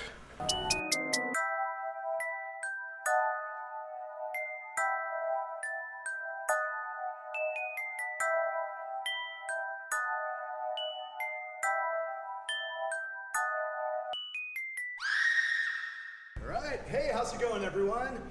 We're here to talk professionalism in horror. That's why I'm so late. No, just kidding. This is the DIY horror panel. So let's just go ahead and maybe start at the end with Jay, and we'll just go down the line, and everyone can introduce themselves. Try to keep it under 30 seconds or over 6 minutes. Oh, jeez Louise. That's a lot of math. Just kidding. No, just do your thing. I'm just All right. messing with you. All right, my name is Jay Wilburn. I guess in the do-it-yourself range, I've done self-publishing. I do Patreon. I'm on Twitch, so I live stream writing horror. Made that an income source. Godless is a platform that it kind of helps with do-it-yourself horror too, and I've taken advantage of that as well. So you would say you like to do it yourself? I'm on here for a reason, I guess. Yeah. My name is Tom Beatty. I write horror fiction, novels, short stories, speculative fiction. Not sure why I'm on the panel, but I guess we'll figure it out as we go along. I think we need another warm body, and you counted. Yep. Right. Hi, I'm Eve Harms. I'm a horror writer, and I also am a zinester. And I started an organization to kind of help new people make zines and encourage people who are already making zines to get their work out. And yeah, so sometimes I literally fold and staple my work and put it out there. It's very Nice. DIY. I don't know why I'm justifying why I'm on the panel. But Yeah, I think you're the one who deserves to be here the most. Oh, stop. Not this poser. So, my name is Cynthia. You might know me by Sina Palayo. I'm a 3-time Bram Stoker Award nominated author. I'm an International Latino Book Award winning author. I've been nominated for the Elgin Award a few times. I've self-published. I've indie published. I've been an indie author an indie horror author, I want to say since like 2008. So indies are like my home, and that's where, like one of my Bram Stoker Award nominations is a self-published book, Into the Forest and All the Way Through, a poetry collection. So I like to do things on my own, and I don't like people telling me what to do, so I think that's why I'm here. Awesome. And I'm Max Booth III, author of The Richard Maggot Screaming, among other things. I Touch Myself at Night. What was that book called? Something like that. And Brian Asman, author of Man, Fuck This House, which you can buy down in the gift shop with a low price of $10. It comes personalized. You can also buy everyone else's shit downstairs. Please go spend money after this. We're all very broke. All right. So let's, I think it probably start at this end. We'll go down to this end, and then we'll come back. So that's kind of generally the way I'm going to work it. Just kind of like this, like, sliding from one end of the table to the other. But if someone has something really interesting to say, please jump in. There will also be time for questions at the end, but if you have a really, really pressing question, and you're sure you won't look stupid by asking it, please raise your hand, and I will call on you. That was specifically for Danger Slater. All right. Yeah. Yeah. Sorry, Danger Slater, author of Moonfellows, which you cannot yet buy downstairs, but will be if we convince Max to do this again next year. All right, let's start with Jay. So let's just define what we're talking about. So how would you define, or let me put on my Ali G voice, what is DIY horror?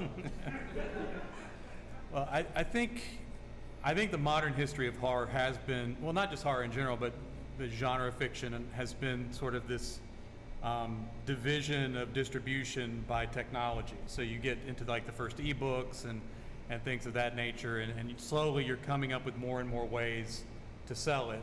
And it's usually to the chagrin of traditional publishing, and usually to an extent maybe to the failures of traditional publishing. So like when you get into self-publishing and you get into, you know, a lot of the live streaming platforms that really took off during the pandemic and other things of that nature, you're kind of, I think the nice word for it is democratizing the distribution of horror. Godless became a thing during the pandemic as well.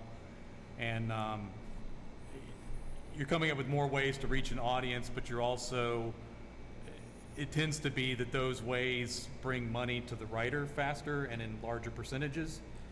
So I think do-it-yourself horror is kind of taking it into your own hands, maybe bypassing the gatekeepers, although I do think gatekeepers do serve an important purpose. But you kind of come up with ways to do that, and it sort of changes the flavor of horror too. So your more extreme authors, you're seeing more of their stuff, and you're seeing them experiment more because they don't have to convince a publisher to take it. You know, they can just write it as wild and gross as they want, and there's definitely an audience for it, and I think that's starting to show too. What is an audience? Yeah, that's a good question. I'll let you know. So, Tom, you have kind of a unique story behind your DIY effort, right? Yeah, so unfortunately, I think the DIY situation is more out of necessity for a lot of horror authors now. There's no more six-figure advances. There's no more publishers spending big money on marketing. Whether or not you're traditionally published, indie published, self-published, it's DIY. Haven was originally published by a company called Cemetery Dance, which is kind of a niche boutique publisher that specializes in limited edition hardcover, and they recently got into the ebook market. Well, recently meaning 5 or 6 years ago. So when they bought Haven, they bought hardcover limited edition rights and ebook rights. The hardcover sells out. I can't sell ebooks at conventions, so I self-publish the paperback version, which it's very unique. In the old days, paperback rights were huge. That's where authors made a lot of money. And it's kind of funny now that Cemetery Dance didn't even want it, and I had to self-publish just so I could have books to sign at events like this. Eve, so what attracts you about DIY publishing? So one thing that people always say is that they want to bring more diversity into publishing, right? But it doesn't really happen unless there's a change at the top, you know, or it happens from like the bottom up, right? So when people have the tools to do it themselves, they can start to create their own power structures and their own ways of getting the work out in their own communities of, you know, writers who support each other and artists who support each other. And Godless is like a great example because it's the kind of work that a traditional publisher just wouldn't touch. And one of the great things about horror is that we're not respectable. You know, we're not something like the whole thing with like elevated horror, right? Like with, I mean, that's more for film, but that's their way to say, oh, okay, well, this is the good horror, and then the rest is the gross stuff we don't want to touch, you know? Yeah. So I think Brian King was telling me about how, you know, zines were huge during that bust in the 90s, the horror bust, and it kind of kept it going. It was like the kind of the embers of the fire before it kind of came back. So I think it's kind of the foundation of horror in a lot of ways. Yeah, definitely. Sina, you talked a little about it in your intro, but what attracts you about DIY publishing? Gosh, I think I could talk about this for days. Like you all said, in terms of like big publishing, I think a lot of us probably don't write what big publishing would like to commercialize as horror, and I think there is commercial horror, like, and there is indie horror, right, for several reasons. Because when you think about it, when you're looking at a mass audience for commercial, and things have changed substantially. In the 80s and 90s, people were making money, tons of monies in the paperbacks. Paperbacks were like paying for people's mortgages. All of that is no longer available. And so I think that we're living in a very exciting time right now with indies, because you have indie authors that can make, you know, I have a few friends that they support themselves or at least have a nice supplemental income with the indies. For myself, you know, I started writing horror at a time where it was like, oh, you're Latina and you're writing horror, what are you doing? And so at least for me, no one had, at that time in 2008, there really was, besides J.F. Gonzalez, I mean, he was like the only Latinx horror writer at the time, and now you have me and Violet and Gabino, and there's a ton of others. But back then, I was just, no one would listen to me, and I had to just start self-publishing. So I self-published for a long, long time, and I still have that identity, and I know I know I have the award noms, and I know I have an agent now, and I think that's where my agent and I have like butted heads, because I came up from the indies, and this is my home, and these are my people, and so you can create what we're creating in the indies. People are looking at us, all right? These guys that are making millions of dollars, that are getting these huge book deals, they're reading our books. If you look on Twitter, look at the big name horror authors. What pictures are they posting? They're posting our books. That's what they're looking at. Just like indie music, indie films, indie restaurants, all art is gonna start on an indie scene. And I feel like we're the true artists because we can take risks. Yeah, absolutely. That's certainly one of the things I love about it personally. All right, I'm going to take a quick break and ask the audience a question. Yeah, guess what? You are all panelists now. So how exciting is that? Let's take a quick survey. How many of you have thought about self-publishing or have self-published something? Oh, hell yeah, a whole bunch of you. Nice. Excellent. Well, you're in the right panel then. So I think I'm going to transition. Now that we've talked a little bit about like what our motivations are and why self-publishing appeals to us, let's talk about how we got into it. So I'm going to start with Sina again. So like when you first made that decision, like how did you make those first steps from going like, I want to publish this story myself to actually having something in your hands? My first novel was published.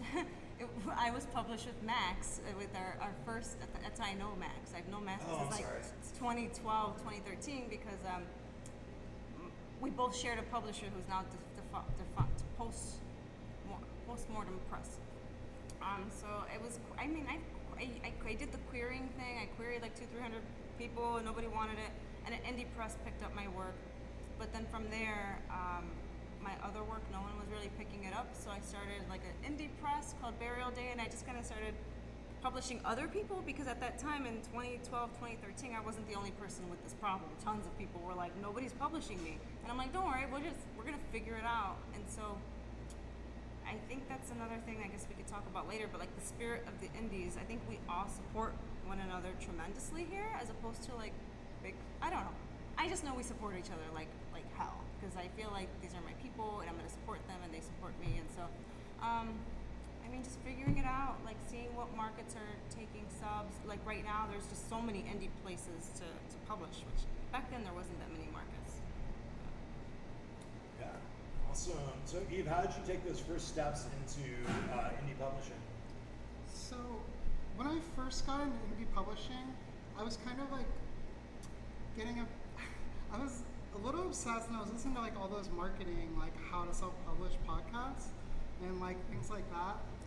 And I kind of found out that though that may work for some people, you really have to kind of forge your own path. Like getting that kind of advice from like the kind of marketing type people, like you can get useful information from that, but it wasn't really until I kind of started doing the opposite of what they said to do that I kind of got more traction. There's some very, very reasonable things that are brought up, like, print on demand is amazing. It's great. You have someone do all the orders and fulfill everything for you. But there is really something about the connection to the work when you like literally just print it out and put it in an envelope and mail it to a friend. Sometimes it's just a trade. You're not even selling it.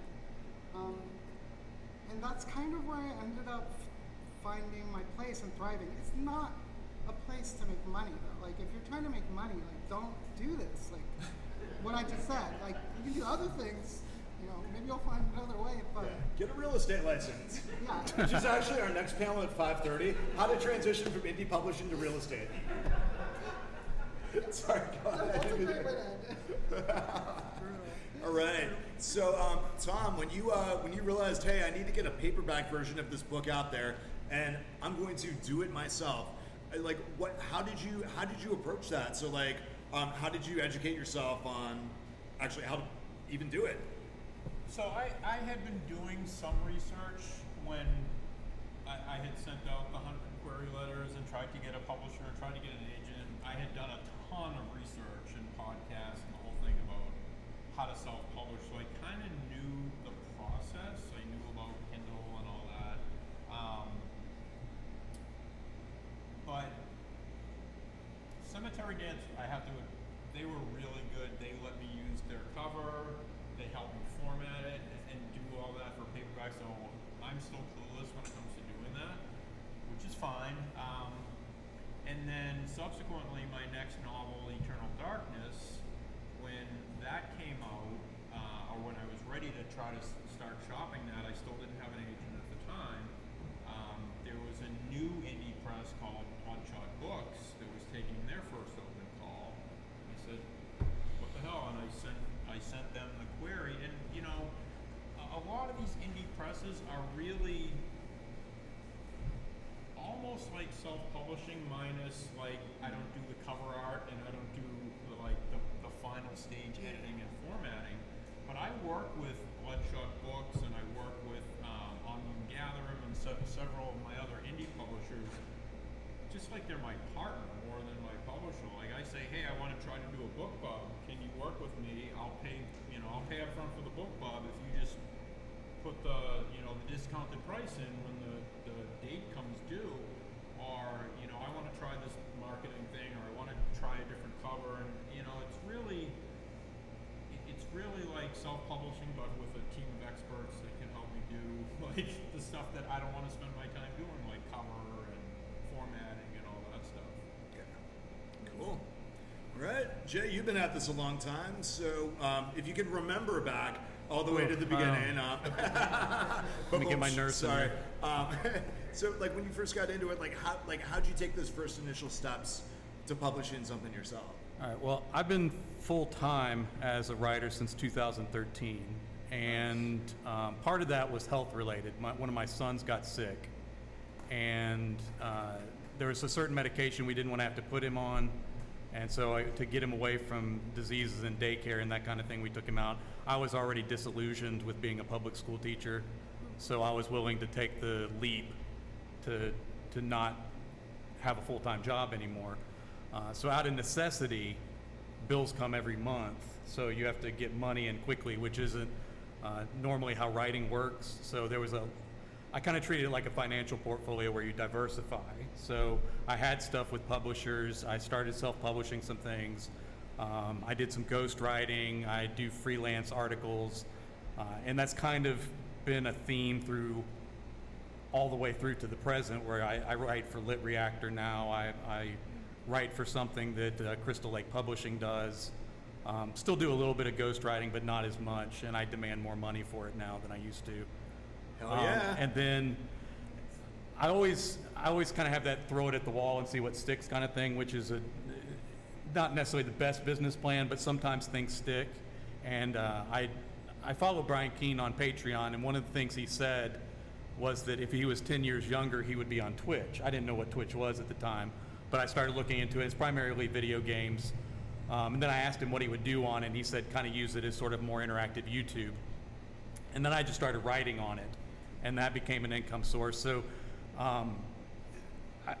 some of it is just trying to find what hasn't been saturated by authors yet, because usually what happens is a few people get in and they do well, and then everybody rushes in after it's kind of already swinging. So my goal has always kind of been to be in that first 10 to 20%, as opposed to the rush in that comes later.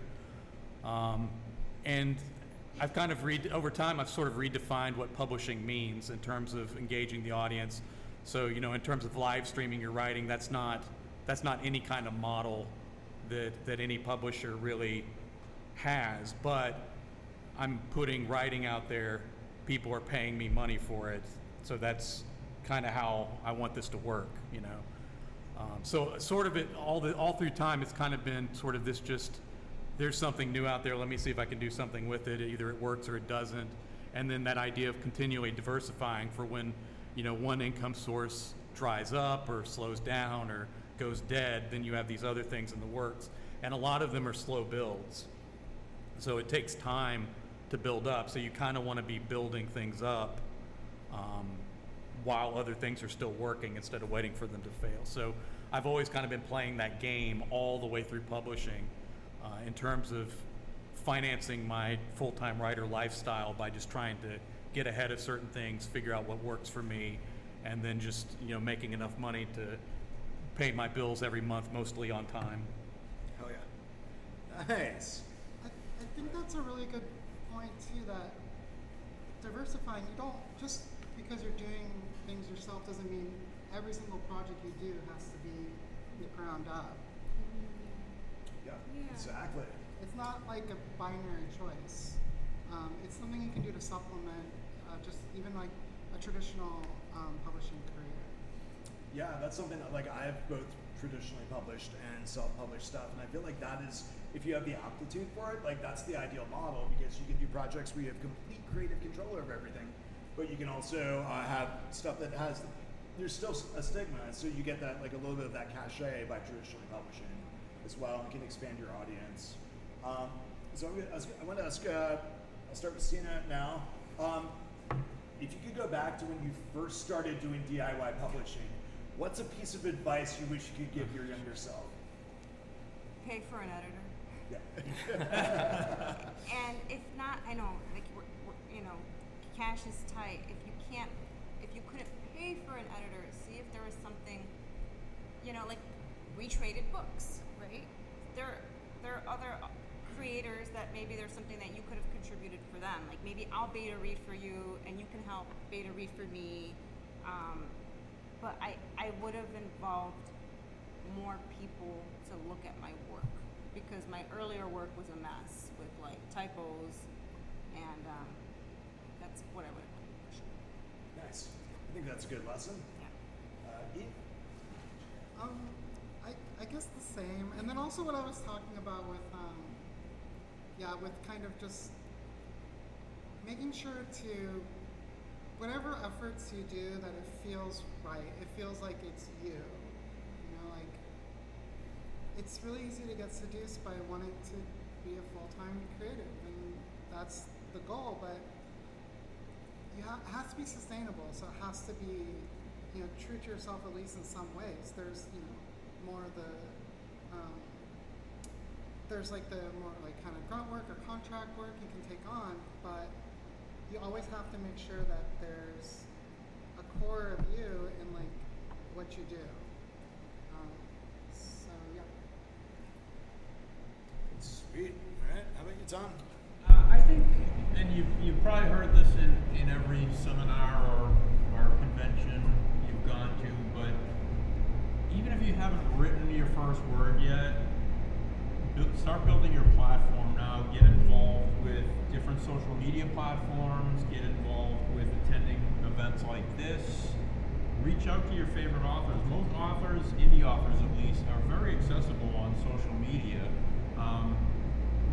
Don't be afraid to pick people's brains. Don't be afraid to ask questions.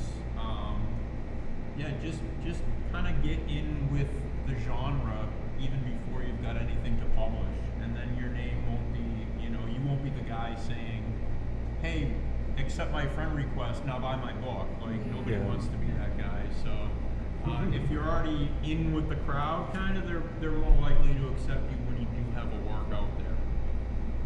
Yeah, I think the pro editor one is the most important thing. I don't even know why that's still a debate, but it is among people. So if you didn't hear anything else, that would be it. I think one thing that would have helped me, and it sounds like it's the opposite of that, but it's not, because you still treat everything like a pro. But I wish that I had learned earlier that it's okay to do something badly until you get good at it. So, like, any new genre you want to write, like steampunk was one that I had trouble with at first, and the only way to get good at it was to write it badly for a while. Now, you don't have to publish every bad thing you write, but I think you got to write the bad things in order to figure out how to make it good, but it helps to recognize when it's bad. And the improvement then, I think, in a lot of things, and especially taking on new platforms and new technologies, is to start where you are and then just gradually make 1% improvements. So, like, you can get overwhelmed by watching, like, YouTube videos that show best practices, and now there's 45 things you have to apply to be good at something, and you get paralyzed by fear at that point. But I think if you take the philosophy of 1% improvement, where, like, I can't fix all of this stuff, but I can fix this one thing, and that's going to make it markedly improved. And sometimes a lot of the peripheral things that aren't working get fixed by that one little thing that you did, and then you're in a position where your next 1% improvement's way up here as opposed to down there.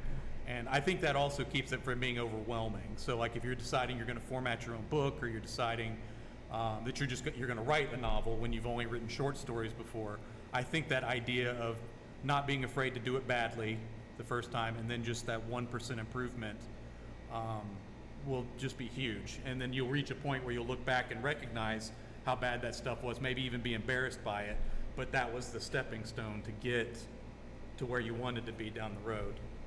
Yeah, I'm embarrassed by a lot of things. I'm frankly. laughing Yeah, because I I'm know. embarrassed by my earlier stuff.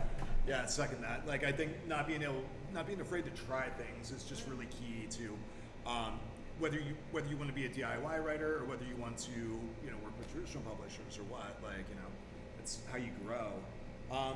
So here's a question. So I feel like there's a lot less stigma now with self-publishing than there used to be 10 years ago, 15 years ago. It's increasingly become like a more legitimate way of publishing.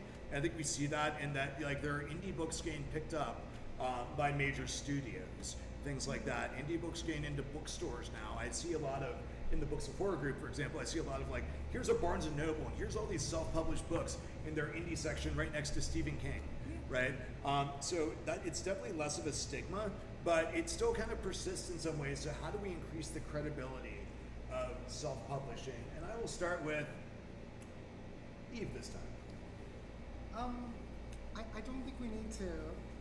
Sorry, I just. No, it's okay. We're up here to debate and disagree. Okay, well then I'm going to disagree. Yeah. I think our strength is that we're not the big guys, and we're not necessarily legitimate, and I think there's a lot of people who are interested in that. I see so many people on TikTok who are like, basically they just like read everything on Godless, and they love it. They love like every like disgusting, crazy thing that's on that platform, and if that was suddenly like, I don't know, let's say Godless was bought by Amazon, I don't think those people would be as excited about it. Yeah, but I wasn't really advocating for that. I was saying You were more. advocating for that. No. I was saying more regardless of the specific like subject matter of material. I think I still see a lot of comments online at times about people going, I don't read self-published books because they're all garbage. So it's more of like how do we reach those people? How do we get those people? How do we continue pushing the acceptability of just to the average reader, right? But To expand I the don't think we audience. should try to reach those people, because they're not the people who want the new stuff. I don't want those people. I'll take them. I think we don't have to make things for everybody. Right. Right. It's okay to make things for the people who Yes. want that, like the tastemakers, Yes, you know? it's okay to make. There is an allure to what we do. We have an audience, I feel, because there is an allure, because we can push boundaries that they cannot access elsewhere. And there's so, like, we see Twitter and we think that that's it. Twitter is the social media platform. No, the reading public is huge. Yeah. That's why coming to events like this, having a newsletter, connecting with your local library and doing talks at you will be surprised at the audience that you will meet. My biggest readers of Children of Chicago weren't even necessarily people that I thought were going to be. It was people outside of Twitter. I've been getting emails from people like all over the place, of people that aren't even on social media, and that surprised me. And so I think that, again, there's an allure to what we do, and people think it's cool because we can push boundaries. I think that's a great point. When you get into marketing, like they often try to push you away from horror, because if you look at the total population, like it doesn't compare to crime fiction or it doesn't compare to romance. But being a full-time author, the trick is I don't need all those readers. I just need some of them. So It doesn't matter that there's 12 million more romance readers. I don't need all 12 million of them. I need a couple thousand horror readers, and then I can get by. And then if I can make that a few thousand, that's even better. But And if you write a range within your preferred area, I write crime, I write poetry. Like my crime readers don't necessarily well, for example, my poetry readers will not read my crime. My crime readers will not read my horror. And so I can tap into different audiences, and I know that too. So if there is a area that you like, you can kind of go out a little bit, that you don't make your people too mad, but that can expand your audience as well. Right. So like, yeah, just by stretching your own writing, you're expanding your audience naturally, basically, right? So yeah, I'm not disagreeing with what you're saying, but I think you were focusing on like content of where the stigma came from. But in my mind, the stigma of self-publishing came from just poor quality, whether it's lack of editing or Covers, ugly bad covers, covers, or The poorly form, written synopsises, Yeah. things like that. Good God, Google Empress Teresa if you have never done that, and look at the cover and read the synopsis. I swear, it's a sight to behold. Yeah. So Sorry, Nazir. no, that's fine. I just think I think there is still a stigma because people still stumble on these really badly written, unedited books and think, well, that's what self-publishing is, even though it isn't. And it can be a perfect, beautiful, every word can be perfect, but if it's not formatted as a That book, too, exactly. Yes. readers get so turned off if you formatted it incorrectly. They Yes. will call it out. So that's why there's a lot of, there's Scrivener now, there's Vellum, that we have access to platforms before we didn't. Right. We had to just do it all in Word and space it all out. I do think there's something really different happening right now in horror that I don't think we have a handle on yet, and I think a lot of it has to do with the pandemic. And I've only started going to conventions again after a couple years here just recently, and I'm seeing tons and tons of authors who are kind of born out of the pandemic, where they basically spent 2 years, either this is the first time they wrote, or this is the first time they published, or this is the first time they got noticed by an audience, and suddenly these new authors that are really, really, really good are kind of flooding into the conventions and stuff again. And they're some of the best writers I've ever seen. Now, some of them didn't just start writing 2 years ago, but that's where their big audience growth came. And where I talk about, like, I wrote badly before I wrote good, so I have some bad books in my catalog. I'll look at some of these people and there are no bad books, and it kind of bothers me. Like, I really wish their first book was worse, Yeah. But I think there's this flood of talent in horror writing right now that I don't even know what impact it's going to have. But I look around at, I guess younger is the right word, younger writers than me who are just wildly talented, who are just now getting noticed. And I think the horror reader may have changed too, because you talk about groups like Books of Horror and some groups like that, and you think, well, it's just a Facebook group, but they have an actual impact on the success of conventions, and they have an actual impact on the success of books and authors. And that's huge. The readers have kind of taken ownership of it, and they're not following market forces, they're setting them up. And I don't know that that's been the case before, and I think I have to think it has something to do with the pandemic, kind of putting a halt and a restart to a lot of things. But it's almost like the whole scene is different, and nobody really understands why yet or how. And it's things like Godless and like Books of Horror and some things like that have sort of changed who the authors are and have changed who the readers are. Yeah. And eventually people are going to try and figure out that market and try to capitalize on it. But I think we're at a point where no one really understands why it is the way it is, and you just kind of have these hints that things are different, but we don't really know why yet. Yeah. Heck yeah. Yeah, like those TikTok review accounts I was talking about.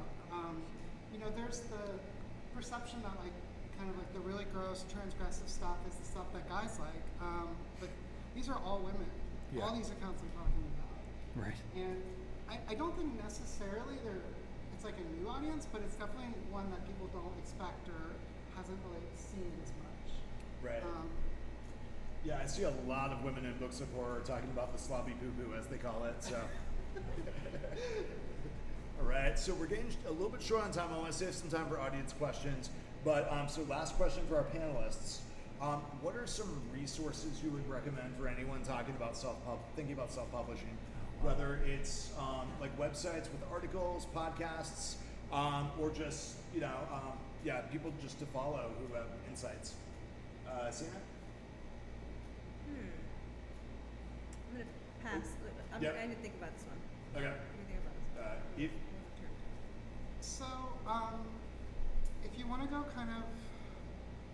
you want to just kind of learn about the nuts and bolts of the process and get some kind of more traditional marketing advice, the Creative Pen is a really good podcast and website.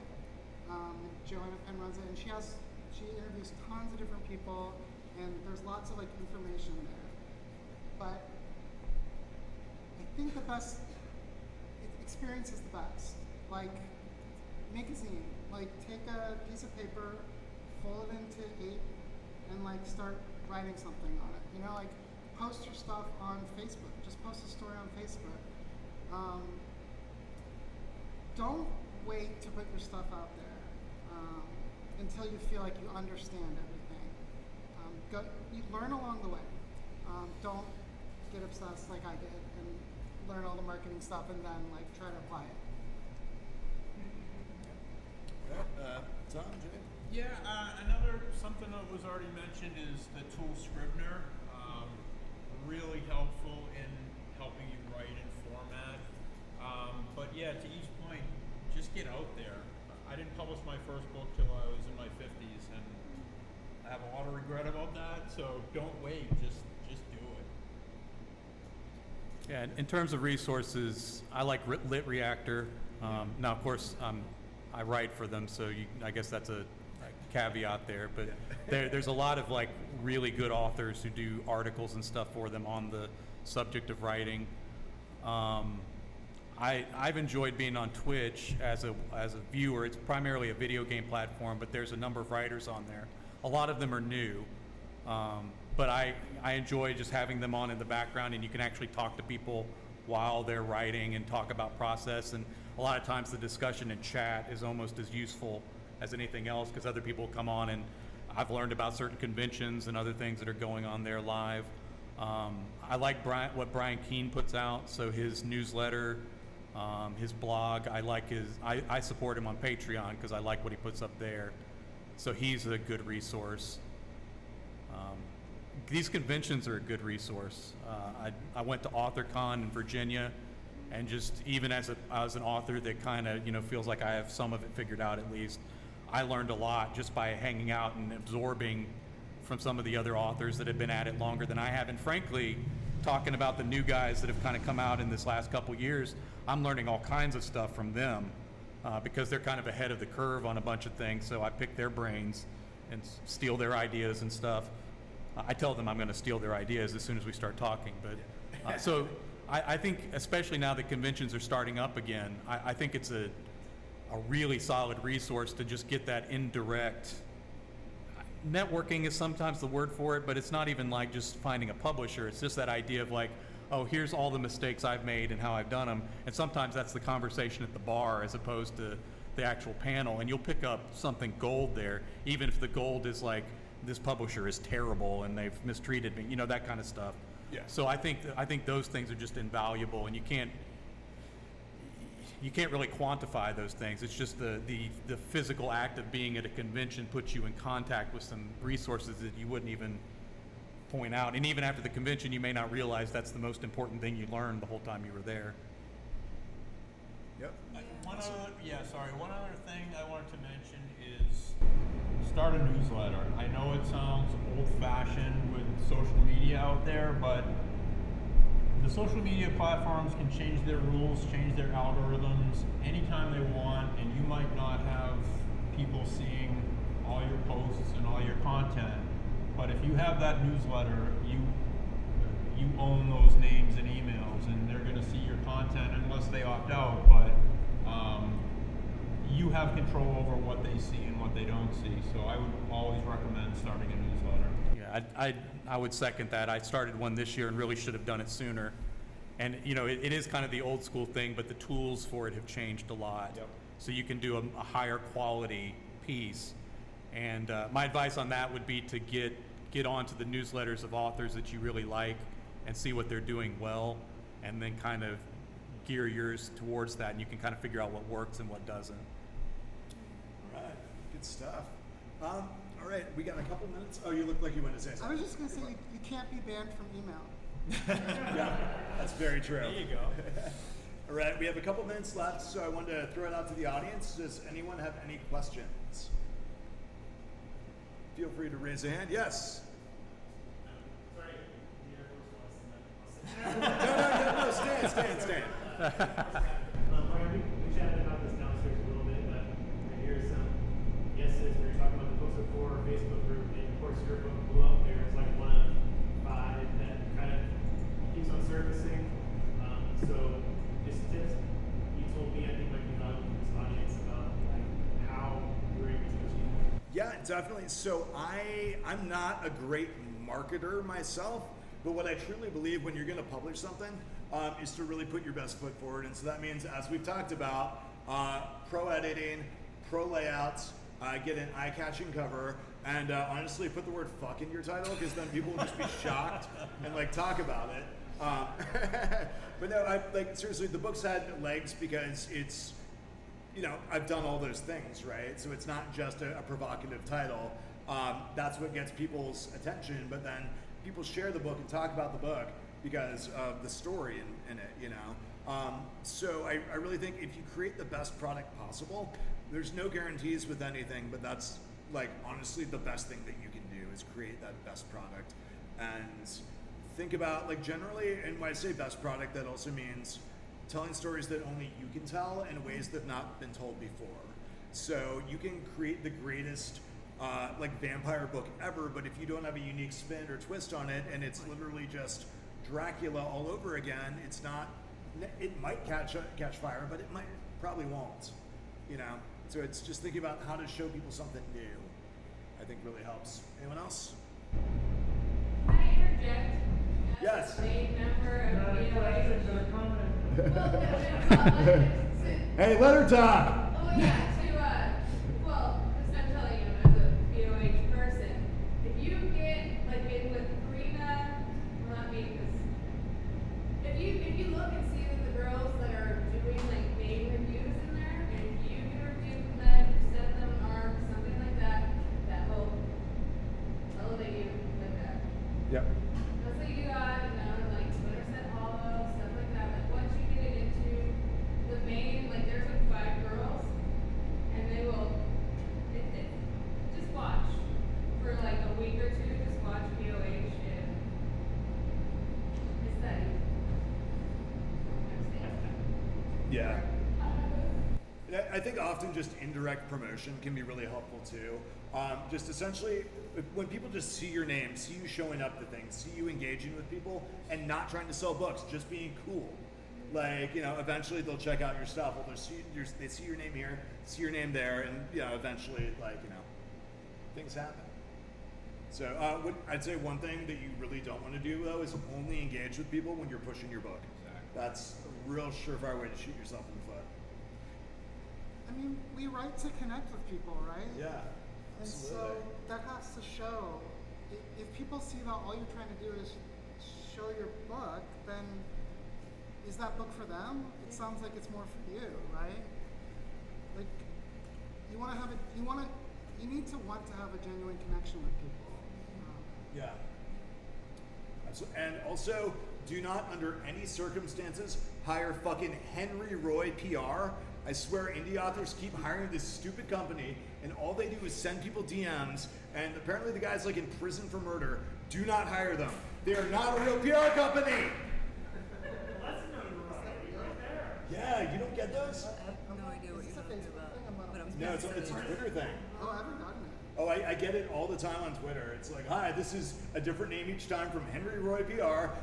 We have advanced copies of this particular book from whoever, and I'm don't do this.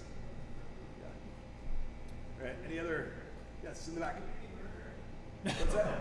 I don't know. Someone was telling me this on Twitter the other day, and I'm this seems like something a murderer would do. How can I be more depraved as a human? Yeah, start a fake PR company for self-pub writers. Yeah. He murdered somebody that badmouthed him at a conference. Yeah. That reminds me. Speaking of murder. It's called Writers Beware, right? Yeah, Writers That's Beware. a Yeah, great Victoria Strauss. Mm-hmm. Yeah, she does, and I think that's actually one last point that brings up that we should make is if you're getting into self-publishing, there are all kinds of companies that will sell you self-publishing packages. Be very careful. Check Writer Beware, like you've said. And just think about what they're offering, and then price out those services on your own if you were buying them ad hoc from different people, right? So like, just to give you a breakdown, and you guys can chime in too if you want. So for my last novella, I spent probably about $400 on cover art. I spent about $400 on editing, $450 on editing from Max Booth for a 40,000 word book. Spent about $100 on layouts from Lori, and those were kind of my initial costs, right? So like around $1,000. Essentially is what you would put in. So if you see a service that's saying, hey, we'll give you this awesome self-publishing package, and we'll do layouts and covers, all the stuff that you don't want to worry about, right? Hey, it's $5,000. That's not worth it. It doesn't add up. But be nice about it, because some of them are murderers. Yes. I'm not asking anybody else to disclose this, but I'll disclose this because I don't care. For Into the Forest, I paid $400 for the cover. I think I paid editing. I paid like $300 to $400 for copy editing. My interior was awful, but whatever. Y'all dealt with it. So that was what, $800, and the book is made like $4,000 or $5,000. Yeah. So, and that's all my money. So sometimes, a publisher could have easily given me like a $5,000 advance for that, right? Yeah. So that's just an estimate of what I've made from a poetry collection, and it still continues to make money. So yeah, that's just a guesstimate there. Just a little range for you. Yeah. Cool. One more question, and then I think we have to wrap up actually. So last one. What about when you go to print that book, though? How much is that cost? You're printing yourself. I do on demand through Ingram and through KDP, so it doesn't cost. Like they only charge you when they print the book. But I don't know if anyone. I use Ingram and KDP. So on print on demand, that's what I use. Some people might use different. Some people might actually print the physical book. I just print on demand. It's cheaper. I think if you want to do something that is not amongst Ingram's like usual offerings, then it might make sense to work with another printer. Like if you have a book with like a lot of glossy photographs and stuff. I don't know. I haven't tried to do anything through them, so I don't know how that looks on demand. Just like an estimate for like a printed, I think, because I just did the StokerCon souvenir books for HWA, and so like that was like a 308-page book, and I believe it was like $4.25 per book from Ingram. I do Haven's on Ingram, and I think I pay, if I just buy like very small quantities, I think they charge me like $7. So, yeah. That's a pretty thick like book. Yeah, it's a big book. Yeah. I ordered like that was based off, my number was based off of 500 books. That's a big so order, it's a lot lower cost of $4.25. So if you only ordered by like a few, like 100. Rolling that into your distribution platform makes sense. So if you're selling it on Amazon anyway, you might as well go through them to get the book and stuff. So however you plan to distribute, it makes sense to put your print cost into that too, since it's going to be there anyway. All right. Well, thanks everyone for coming. We're all going to be here for a while, so if you have more questions, approach any of us. But not weirdly. Look in for our panelists. Thank you all.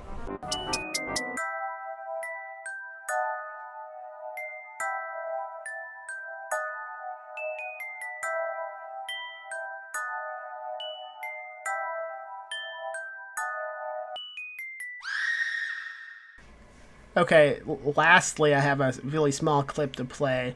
This is from episode 100. It came out on July 5th, 2021. It was called The Death of Max Booth.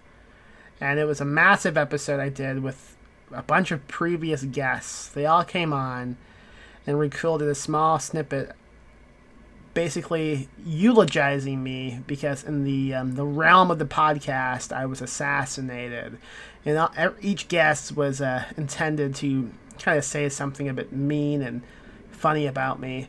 And Jay sent something in that I thought was pretty great, and it seems only right that I end this episode with his eulogy. I don't really know what else to say at this point, but I hope you've enjoyed listening to my episodes with Jay. I hope you feel inspired to go out and check out his podcast, Matters of Faith, and listen to all those episodes. And also, I mean, he twitched. He had a Twitch account. Go watch all of his streams. You can find them on YouTube as well.